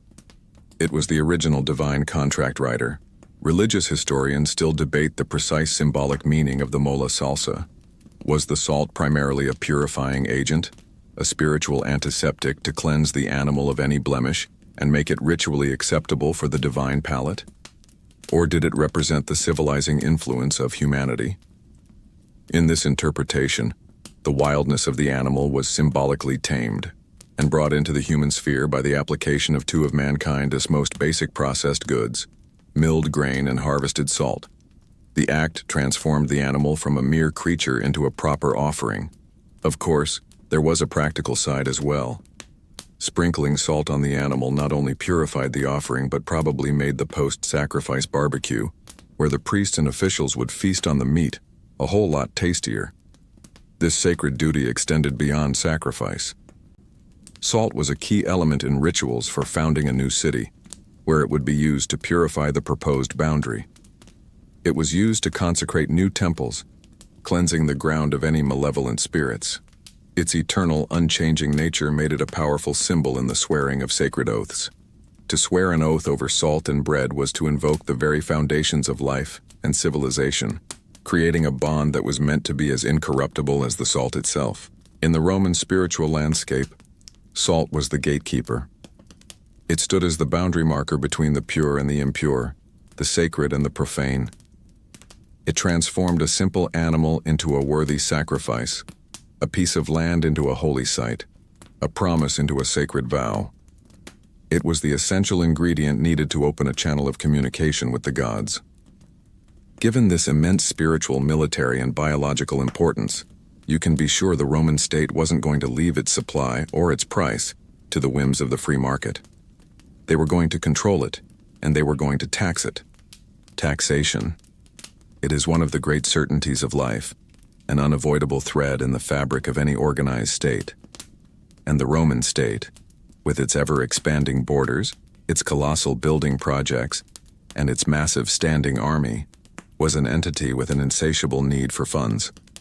The Romans figured out early that the two things you absolutely could not avoid were the gods and the taxman, and conveniently for the state, both demanded their share of salt.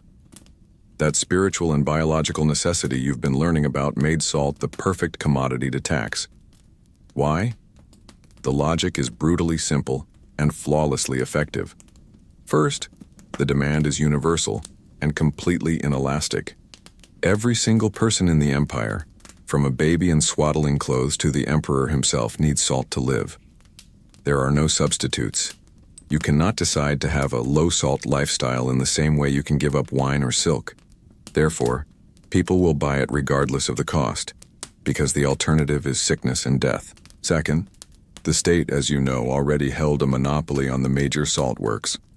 By controlling the source of production, they could easily control the point of sale and build the tax directly into the price. Trying to avoid the salt tax in the Roman Empire would be like trying to avoid sales tax or VAT today. It's just baked into the price of the goods. Literally. So how did it work for you, the average citizen? You don't get a bill in the mail from the Roman IRS. The system is far more elegant. You are the head of a small household, and your supply of salt is running low. You go down to the local market, but you don't just buy from any merchant. You go to a state-licensed vendor, a shop authorized to sell official state salt. The price is fixed. When you pay your bronze coins for a small block of salt, a portion of that price is the vectigul salinarum, the salt tax, which the vendor is then obligated to turn over to the state. The process is seamless, efficient, and for you, completely inescapable. As the Republic and later the Empire grew, managing this vast system became a colossal administrative task, and the Romans, ever the pragmatists, devised a brilliant and notorious solution. They outsourced it. This is where you meet the publicani, the tax farmers. These were not government employees. They were syndicates of wealthy private businessmen, often from the equestrian knightly class, who bid at a public auction for the right to collect a specific tax in a specific province for a set number of years. The state loved this system because it got its money up front in a single guaranteed lump sum. The risk of a bad harvest, a war, or a rebellion disrupting tax collection was passed on to the contractor. The publicani and their agents then descended upon the province with a single goal: to collect as much as they possibly could above and beyond the fee they had paid to the state. Every denarius they collected above their bid was pure profit.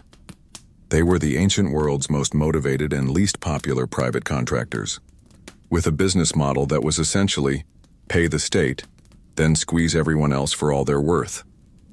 They would enforce the state monopoly with ruthless efficiency, ensuring all salt was sold through official channels where their tax could be collected. The management of this revenue stream was a matter of high state policy. We have references from writers like Cicero to specific laws, such as a Lex de Salaria Gallica, that dealt with the administration and taxation of the salt works in the newly conquered province of Cisalpine Gaul. This shows that the salt tax wasn't just some minor local affair. It was debated in the Senate and enshrined in Roman law, a critical component of imperial economic strategy. But what was the real-world effect on the populace? Historians still debate the true economic impact of the salt tax on the poorest citizens. Was it a minor, almost unnoticeable expense? Or was it a heavy and regressive burden that disproportionately affected those living at a subsistence level? For the wealthy senator at his banquet, the tax was an irrelevance. But for you, as a small-scale farmer who needs a large quantity of salt to preserve the one pig that will feed your family through the winter, it represented a significant transfer of wealth from the poorest provincials to the government and the fabulously wealthy publicani in Rome. For centuries, this system worked. The salt tax poured a steady, reliable river of silver and gold into the Roman treasury. It paid for legions, it built aqueducts, it funded the grain dole that kept the Roman mob content. It was one of the silent, foundational pillars of the Pax Romana. The state had successfully turned a universal biological need into a powerful and enduring instrument of fiscal policy. But whenever a government creates a monopoly and imposes a tax, it also creates a powerful incentive for another, more dangerous kind of entrepreneur, the smuggler. That vast, efficient, and highly profitable system of state control and taxation created an inevitable and dangerous shadow. For every official, state-licensed salt vendor in the marketplace, there was a man in a dark alley willing to sell you a slightly grayer, untaxed block for half the price. For every lumbering merchant ship hauling its taxable cargo to the port of Ostia, there was a swift black-sailed boat landing its illicit goods in a hidden cove under the light of a slivered moon. The Roman state had made salt into a form of gold, and in doing so they had created the perfect incentive for a thriving criminal underworld. So, let's put you on the other side of the law. You are no longer a law-abiding citizen paying your tax. You are a farmer, living in a remote hilly region, far from the watchful eyes of the capital. Your land is poor, your harvests are meager, and the state's salt tax feels like a lead weight on your family's finances. One day, while chasing a stray goat, you stumble upon a small hidden spring trickling out of the rocks. You cup your hands and taste the water. It's briny. You have found a natural salt spring, a tiny secret source of the white gold, a gift from the local gods of the land. And now, you have a choice. You can report it to the authorities, who will promptly seize it for the state and give you a small one-time reward. Or you can tell no one. You choose secrecy. At night in a hidden clearing in the woods, you build a fire and boil the brine in a large clay pot, just as ancient peoples did for millennia. It's a slow, smoky process. After hours of work, you are left with a small pile of grayish, slightly impure salt. It's not the pristine white product from the state-run salinae, but it's salt. And it's yours. Now you have to sell it. You can't just walk into the market and set up a stall. The agents of the publicani would have you arrested and your goods confiscated before you sold your first ounce. So you become a smuggler. You hide your salt in the bottom of a cart, beneath a load of firewood or in sacks of grain. You travel the back roads, avoiding the main highways with their military checkpoints. You sell your product not in the open market, but through a network of trusted neighbors and shady middlemen in the local villages. The risk is immense. If you're caught, the penalties are severe. A massive fine, confiscation of your property, perhaps even being sold into slavery or condemned to the mines. A grimly ironic fate. But the reward is equally great. Every handful of salt you sell is pure, tax-free profit. It is the difference between your family barely scraping by and having enough to survive the winter with a little comfort. Now let's leave the small-time rural operator and head to the coast, where the stakes are higher and the game is far more dangerous. You are now the captain of a small, fast-trading vessel from North Africa. You carry a legitimate cargo of pottery and olive oil. But hidden in a secret compartment in your hold are dozens of sacks of high-quality sea salt, harvested from an unsupervised salt pan far from Roman eyes. You don't sail for the heavily policed port of Ostia. Instead, you steer your ship towards a remote, jagged stretch of the Italian coastline you know from experience. At a prearranged signal, small rowboats emerge from the darkness of a hidden cove to meet you. Your illicit cargo is quickly and silently offloaded and whisked away before the dawn patrol from the Roman fleet has any idea you were there. This wasn't just about avoiding taxes. This was piracy. The Mediterranean was a notoriously dangerous sea, and men who were willing to smuggle salt were often the same men who would seize a poorly defended merchant ship if the opportunity arose. The line between an illegal trader and a pirate was as thin and shifting as the coastal fog. Historians and archaeologists can only speculate on the true scale of this black market. By its very nature, it left few records.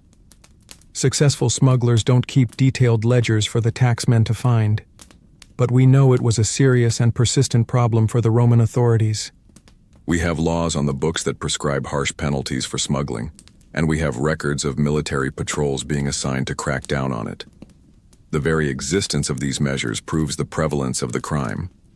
The publicani, those private tax collectors, were not just accountants. They were enforcers. They employed their own guards and informants to protect their investment, waging a constant low-level war against the smugglers who were cutting into their profits. This criminal underworld was a direct and unavoidable consequence of the state's own policies. By creating a monopoly and setting a high price for an essential good, they had created a perfect risk and reward scenario for anyone with enough courage or desperation to operate outside the law. It was a constant cat-and-mouse game played out in the mountain passes and hidden coves of the empire, and it highlights the immense logistical challenge the state faced. To defeat the black market, they had to make the official supply of salt so vast, so efficient, and so ubiquitous that it could reach every corner of their sprawling domain. That constant shadowy threat of the black market forced the Roman state to become something more than just a tax collector. It had to become a master of logistics on a scale the world had never seen before. It wasn't enough to simply control the salt pans and mines. To defeat the smuggler, you had to outcompete him. You had to build a supply chain so vast, so efficient, and so reliable that the official, state-sanctioned salt was always available, always affordable enough, and always of a consistent quality, no matter where you were in the sprawling empire. This wasn't just commerce, this was the engineering of a biological necessity. Think of the Roman Empire as a single, colossal, living body. The city of Rome is its ravenous mouth, and the provinces are its limbs. For this body to function, it needs a constant supply of electrolytes. The roads and the sea lanes are the arteries and veins, and flowing through them, day and night, is a steady stream of white gold. You are now a Roman quartermaster, a curator annone, a logistical officer tasked with overseeing a small part of this immense system. Your job is less about battlefield glory and more about ledgers, shipping schedules, and the ever-present threat of spoilage. Your work begins at a massive production center, perhaps the great imperial salt works in Egypt or the industrial-scale mines in Dacia. Here, the raw salt is not just shoveled into random sacks. The Romans were masters of standardization. You oversee workers who are pressing the damp salt into uniform, heavy blocks of a standard weight and size. This simple innovation is a logistical revolution. It makes the salt easy to count, easy to stack, and easy to tax. A cart is loaded not with a vague pile of salt, but with exactly 50 blocks of a known weight. An entire ship's hold can be accounted for with simple multiplication. It transforms a lumpy commodity into a predictable, fungible asset.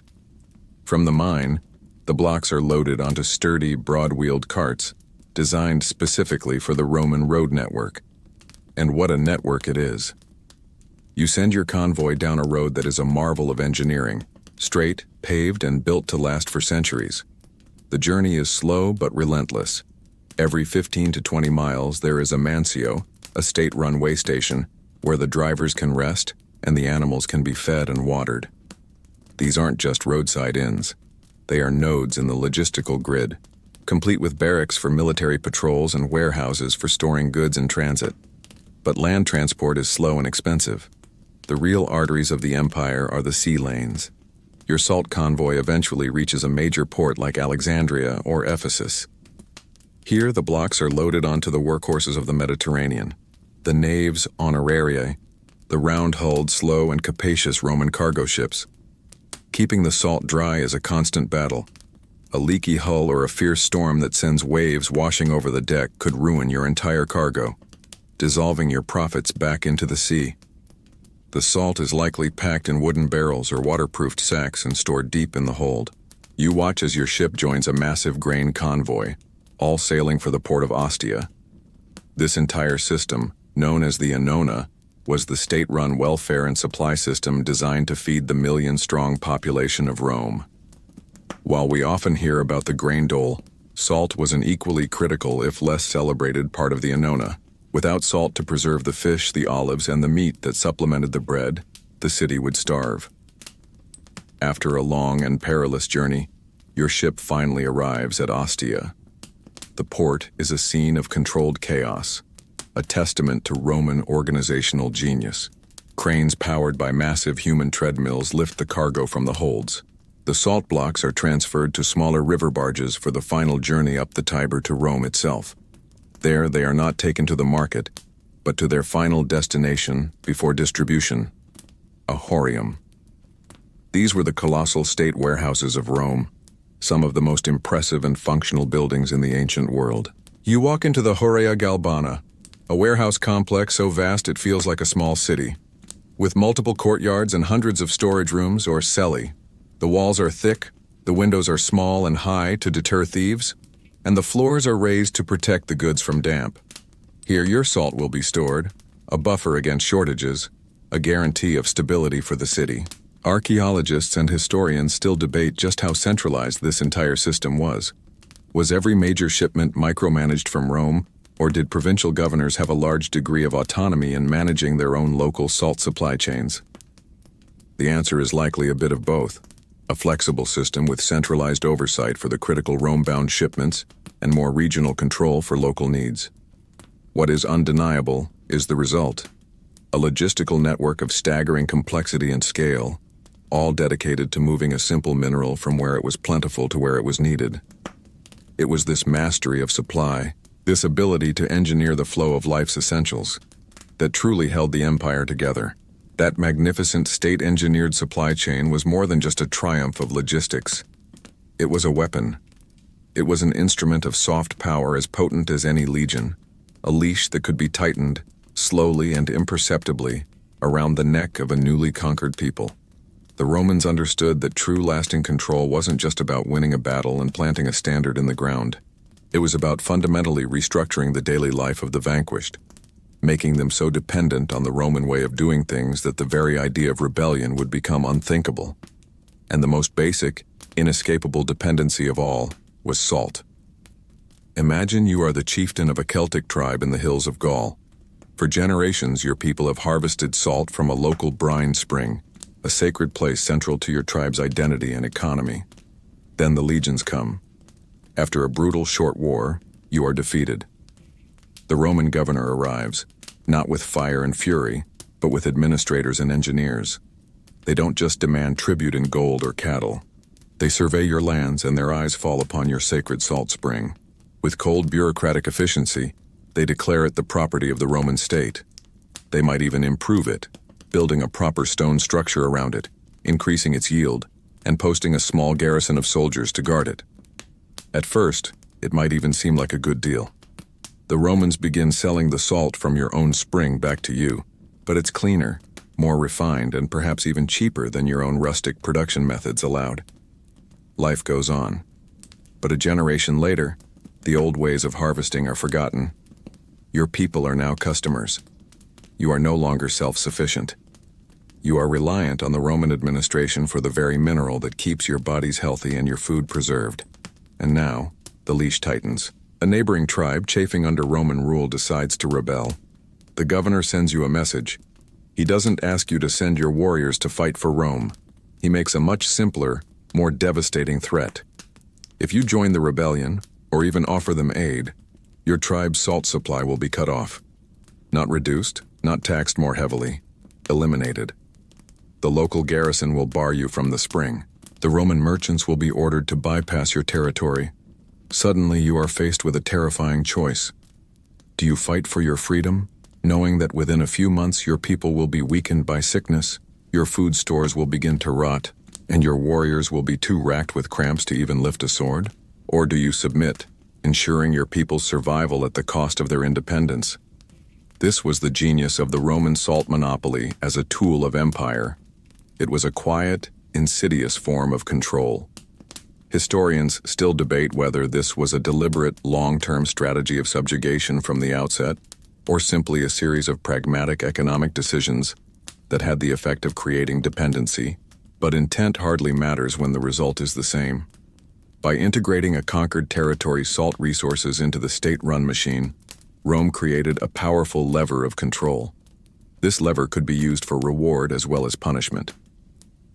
For a loyal client king on the fringes of the empire, a treaty with Rome might include a guarantee of a cheap, plentiful supply of high-quality Roman salt. This was a hugely valuable diplomatic gift. It allowed the king to provide for his people, increasing his own popularity and stability, and binding him ever closer to Roman interests. It was a way of buying loyalty that was far more effective and sustainable than a simple bribe of gold. You can see this policy at work across the empire. In Dacia, modern-day Romania, the Romans immediately seized and expanded the vast salt mines after their conquest. In Egypt, they took control of the ancient and incredibly productive natron deposits. These weren't just business acquisitions, they were strategic captures. By controlling the salt, Rome controlled a fundamental pillar of the local economy and the health of the populace.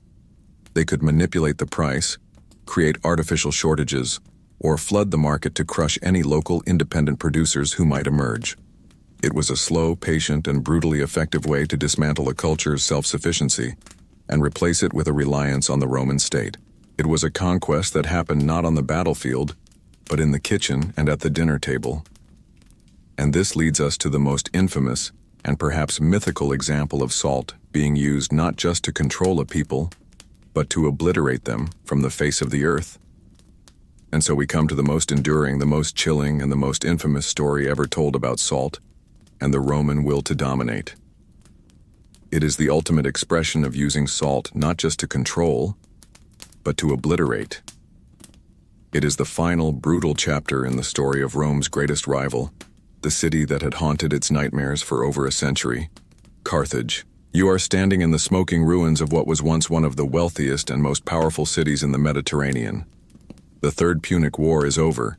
For 3 long years, the people of Carthage held out against a relentless Roman siege. But the end was inevitable. The legions of Scipio Aemilianus have finally breached the walls. What followed was not a battle, but a slaughter. For 6 days and nights, the Roman soldiers went from house to house, killing, looting, and burning. The city that produced Hannibal, the general who had brought Rome to its knees, was to be erased from the face of the earth. And here, in the ashes and the rubble, the legend takes hold.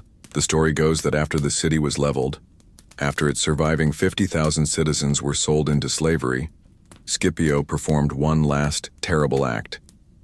He ordered his men to bring forth thousands of tons of salt. He then had them plow the salt into the earth of the city and its surrounding farmland, a final symbolic and agricultural curse to ensure that nothing would ever grow here again. The very soil was to be poisoned, rendered sterile for all eternity.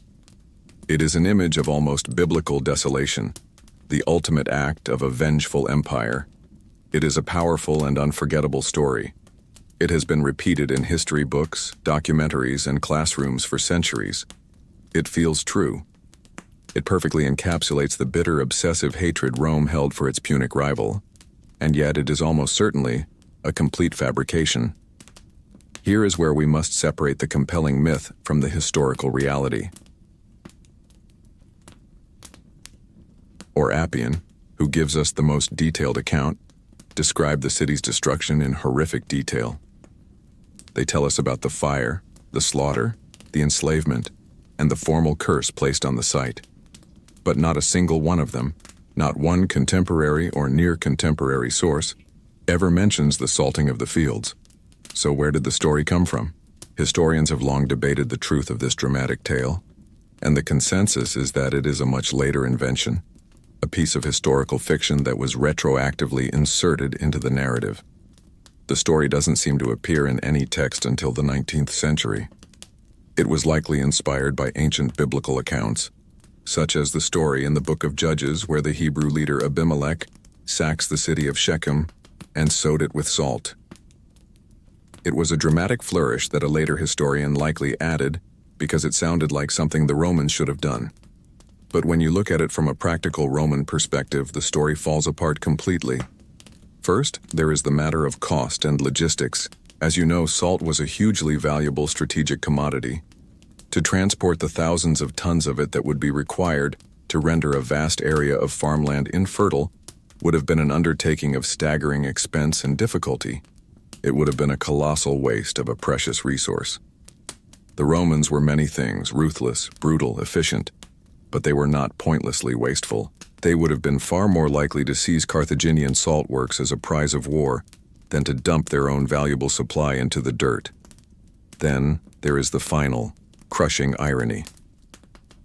The Romans did place a curse on the site of Carthage, a religious and legal prohibition against anyone ever living there again. But the curse didn't even stick.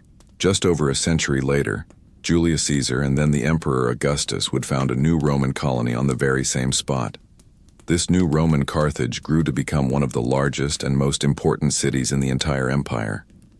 And what was its primary economic function? It became the breadbasket of Rome, a vital source of the grain that fed the capital. The land that was supposedly cursed with eternal sterility became one of the most fertile and productive agricultural centers in the Roman world. The story of the salting of Carthage is a myth, but it is a myth that survives because it tells a deeper, emotional truth about the Punic Wars. It captures the sheer totality of Roman vengeance. While the Romans may not have literally poisoned the earth with salt, they did something just as profound. They destroyed a civilization, erased its culture, and then, in an ultimate act of dominance, rebuilt it in their own image and made it serve them. The real story is less about a single dramatic act of agricultural warfare and more about the slow, patient, and complete Roman absorption of a defeated enemy. The story of Carthage, whether myth or reality, represents the absolute zenith of Roman power, the moment when the state could contemplate the total annihilation of its enemies and the complete absorption of their lands. But no peak can be held forever. The slow, inexorable forces of time, internal decay, and external pressure begin to work their magic. The great unified body of the empire, with its powerful heart and its perfectly functioning circulatory system, begins to age. And the first signs of this decline, the first hints of the coming collapse, can be seen in the very arteries that once gave it life: the roads. You are back on the Via Salaria, but this is not the bustling, secure highway of the early Republic. Centuries have passed. It is now the late 4th century AD, and the world feels tired, frayed at the edges. The road beneath your feet is a ghost of its former self. The magnificent paving stones, once perfectly fitted, are now cracked and broken. In places they have vanished entirely, leaving behind treacherous, muddy potholes that can snap an axle. You see a bridge over a small river, its central arch collapsed, forcing travelers to make a dangerous and time-consuming detour through the rocky ford below. The roadside is overgrown with weeds and thorny bushes, slowly reclaiming the engineered marvel that was once a symbol of Roman order. And with the physical decay comes a more immediate and terrifying threat: the decay of security. In the golden age of the Pax Romana, a merchant could travel this road with little more than a walking stick for protection. Now, you huddle with a small, nervous group of travelers, your eyes constantly scanning the hills.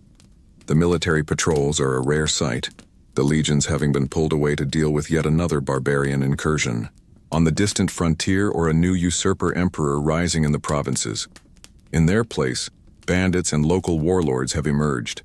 Every narrow pass, every crumbling bridge is a potential ambush point. Travel has become a gamble. This breakdown has a direct and devastating effect on the salt supply. The great lumbering convoys from the state-run mines are a thing of the past. It's too risky, too expensive. Instead, you see smaller, heavily guarded caravans attempting the journey, their costs driven sky-high by the need to hire mercenaries for protection. Many simply don't bother. The great logistical machine is sputtering, grinding to a halt. You arrive in a small provincial town. The official state salt vendor in the forum is a sad sight. His shop is often empty, the shelves bare for weeks at a time. When a shipment does arrive, the price is astronomical. The once stable, state-subsidized price has been abandoned. People hoard salt when they can get it, their anxiety a palpable thing. The black market, once a shadowy alternative, is now the main source of supply for many, controlled by local strongmen who have seized a nearby brine spring and now operate as petty salt barons. The impact on the army is catastrophic. You see a garrison of soldiers, their armor in poor repair, their faces sullen. Their salarium is months in arrears. The state treasury is empty, its revenues cut off by the breakdown in trade and the constant civil wars. The quartermaster can no longer guarantee the supply of salt, grain, or vinegar. The soldiers are forced to live off the land, which is a polite term for robbing the local farmers, further fueling resentment and instability. The very foundation of the Roman military, a well-paid, well-supplied professional force, is crumbling. A legionary who hasn't been paid and can't get the salt he needs to stay healthy is not a loyal soldier. He is a potential mutineer, ready to throw his support behind any general who promises him stability and a full belly.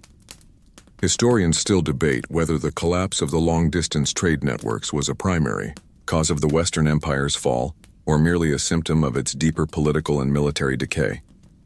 Did the roads crumble because the state was too broke and chaotic to maintain them? Or did the state become broke and chaotic because the crumbling roads choked off the trade and tax revenue that was its lifeblood?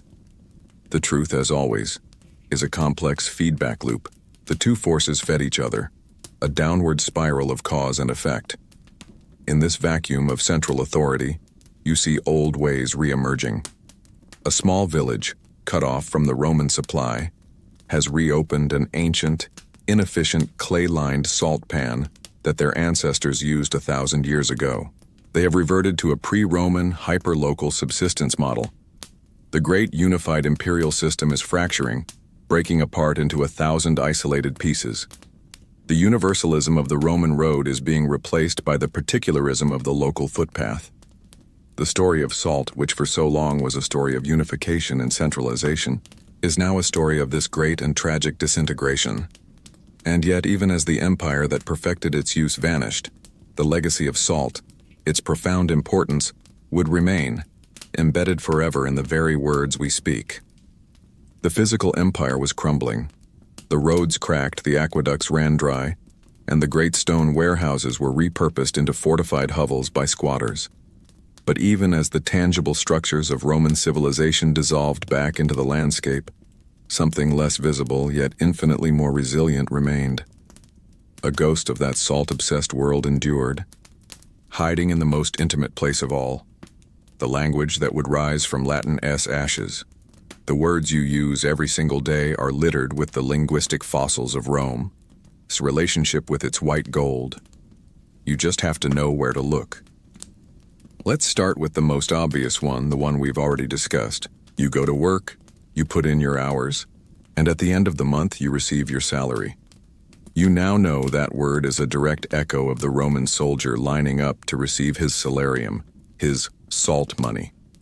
It's a 2,000-year-old linguistic handshake, connecting your modern paycheck to a legionary's ration, a tangible link to a time when a man's labor was valued in the very mineral he sweated out while performing it.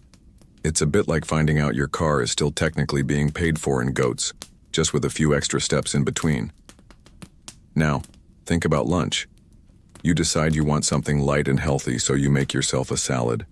You chop up some lettuce, some cucumbers, maybe a few tomatoes. But what are you really making? The word salad comes directly from the Latin phrase herba salata, which literally means salted herbs. The very first salads were not elaborate creations with a dozen ingredients and a creamy dressing. They were simple bowls of whatever fresh greens and herbs were available, and the dressing was the most basic one imaginable. A sprinkling of salt, perhaps with a drizzle of oil and vinegar. The salt was the essential defining ingredient, the thing that elevated a bunch of leaves into a proper dish. When you salt your greens, you are participating in a culinary ritual that a Roman farmer would find perfectly familiar. And what are you going to eat with that salad?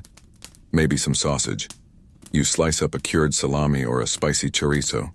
The word sausage comes to us from Old French, but its root is the Latin word salsicus, which simply means seasoned with salt. This isn't just a description, it's the entire recipe. A sausage, at its core, is a clever and delicious method of preservation. You take ground meat, which would spoil in a day, and you mix it with a large quantity of salt. The salt, as you know, kills the bacteria and draws out the moisture. You then stuff this mixture into a casing, and you have a food product that will last for months. It is the taste of salt-powered survival, a technology of the Roman butcher shop that has landed on your modern charcuterie board. Of course, you might want a little something extra to go with that sausage. A little flavor, a little moisture. You might reach for a jar of sauce. This word, too, is a direct descendant of the Latin salsus, meaning salted. The very first sauces were not complex, slow-simmered reductions. They were brines. They were salted liquids, like the famous garum, used to add flavor and moisture to otherwise bland foods. The concept of a sauce begins with salt. The linguistic echoes are everywhere, often in surprising places. The word saline, which you might hear in a hospital, describes a saltwater solution. The scientific term salinity measures the salt content of the ocean. Even the name of a beautiful silvery fish, the salmon, is thought by some linguists to derive from the Latin salire, to leap. But it's hard not to notice its similarity to sal. Etymologists and food historians still debate the precise origins of many culinary terms, arguing whether they entered English directly from Latin or took a more scenic route through Norman French, but the salty fingerprint is almost always there. Perhaps the most beautiful connection, though, is the one that takes us back to the Roman goddess of health, Salus. Her name, as we've noted, is linked to sal. From her we get words like salubrious, meaning health-giving. A crisp, clean sea breeze is salubrious. A healthy diet is salubrious.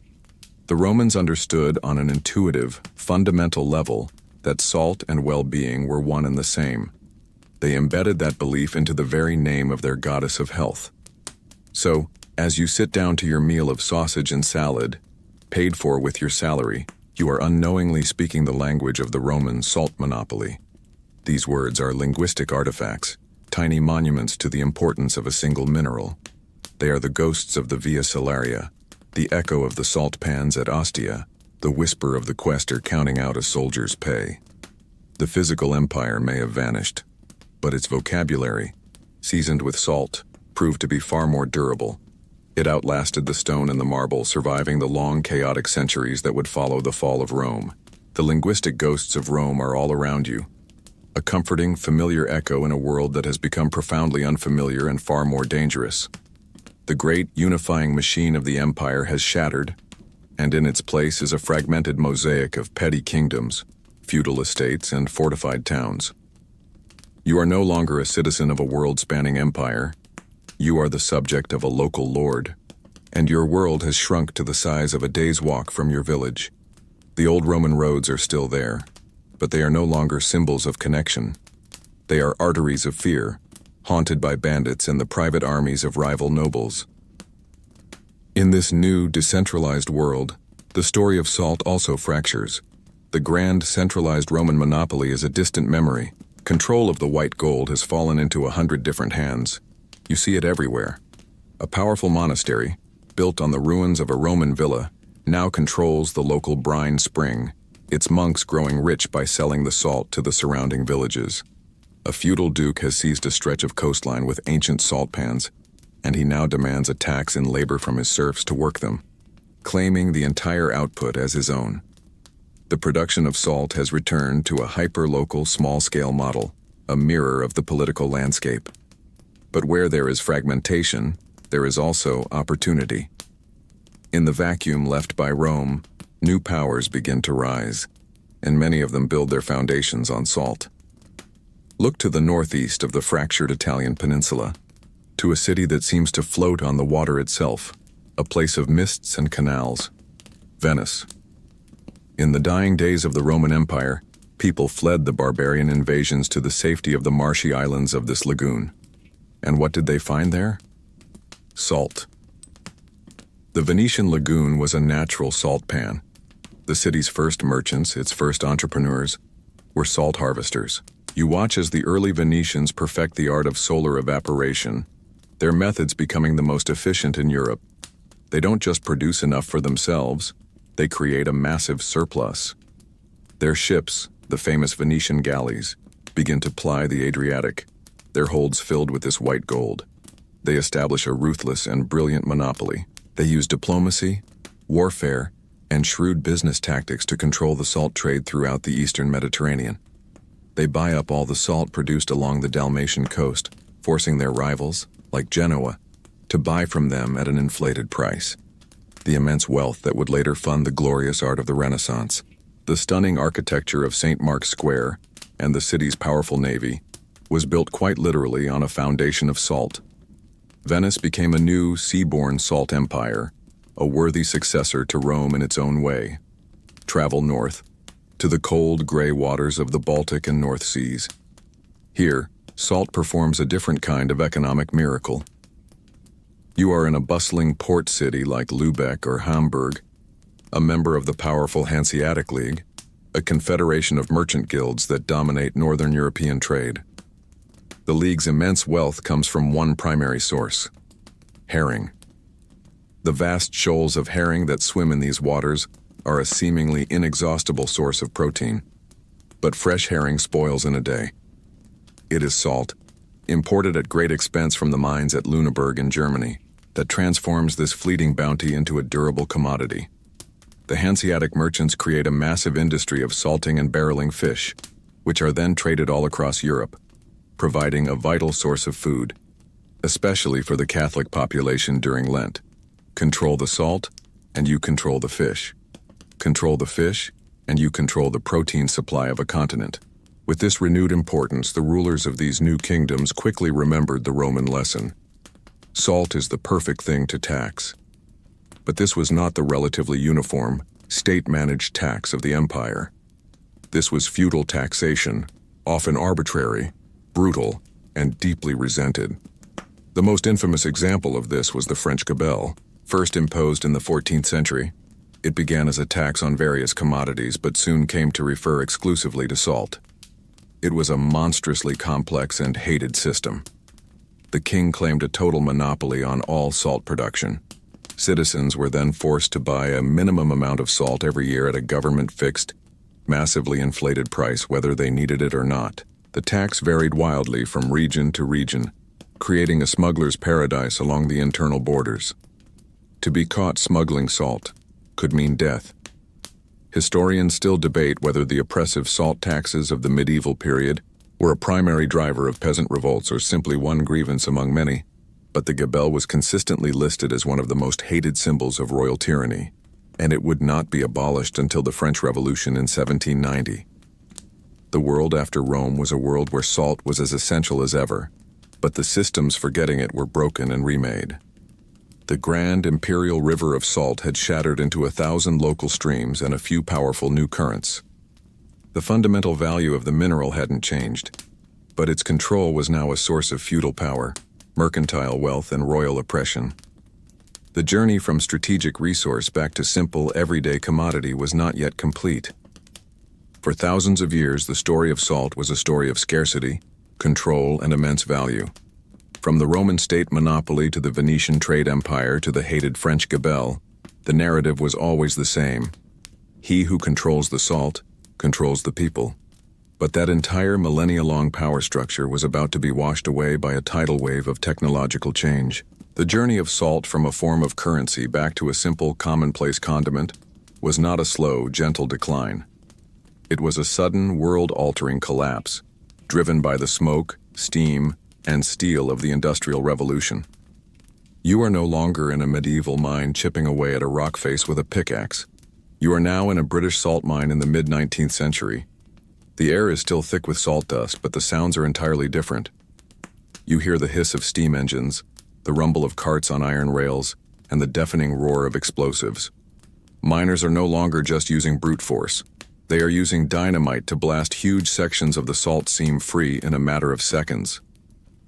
Steam-powered pumps, a technology first perfected to drain coal mines, are now used to bring up brine from deep underground, a process that is vastly more efficient than relying on natural springs.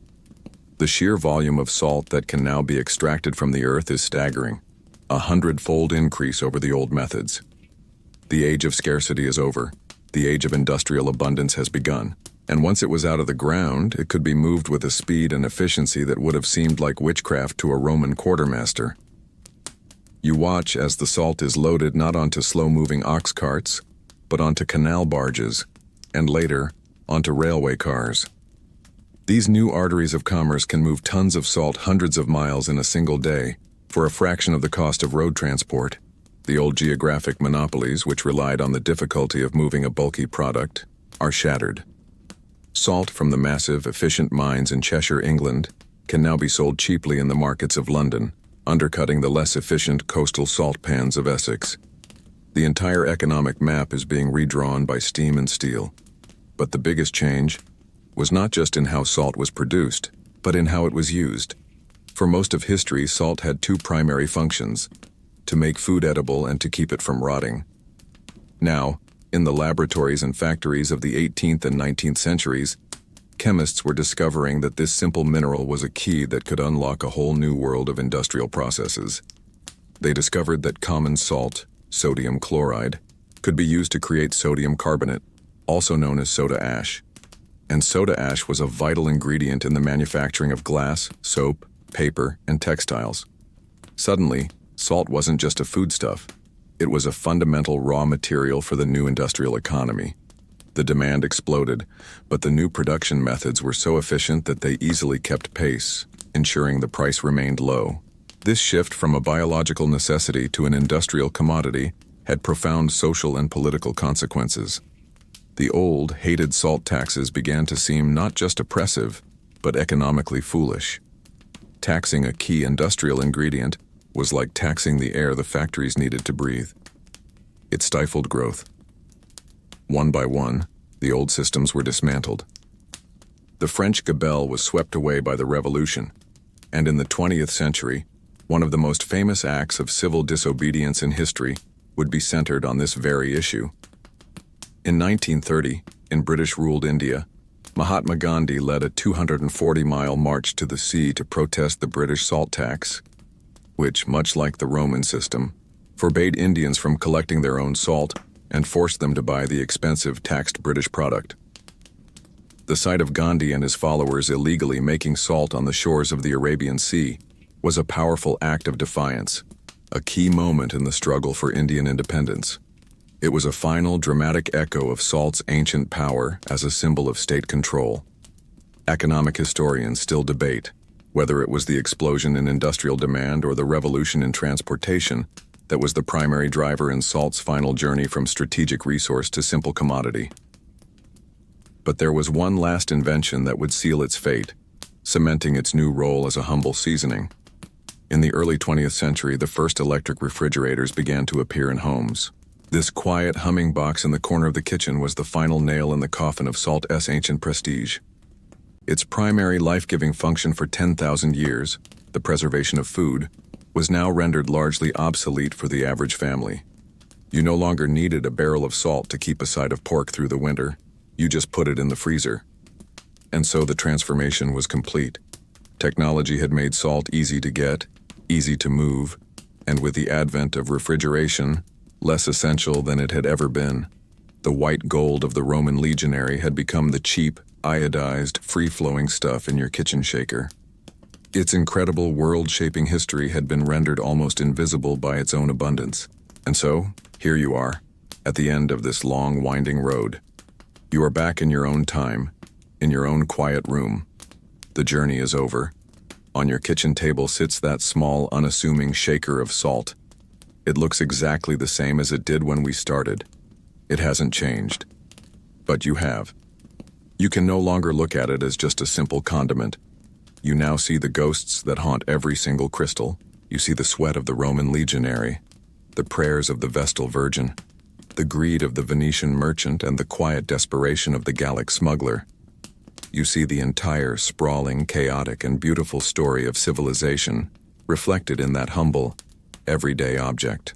Its journey from white gold to a substance of almost negligible monetary value is a perfect parable for the story of human progress.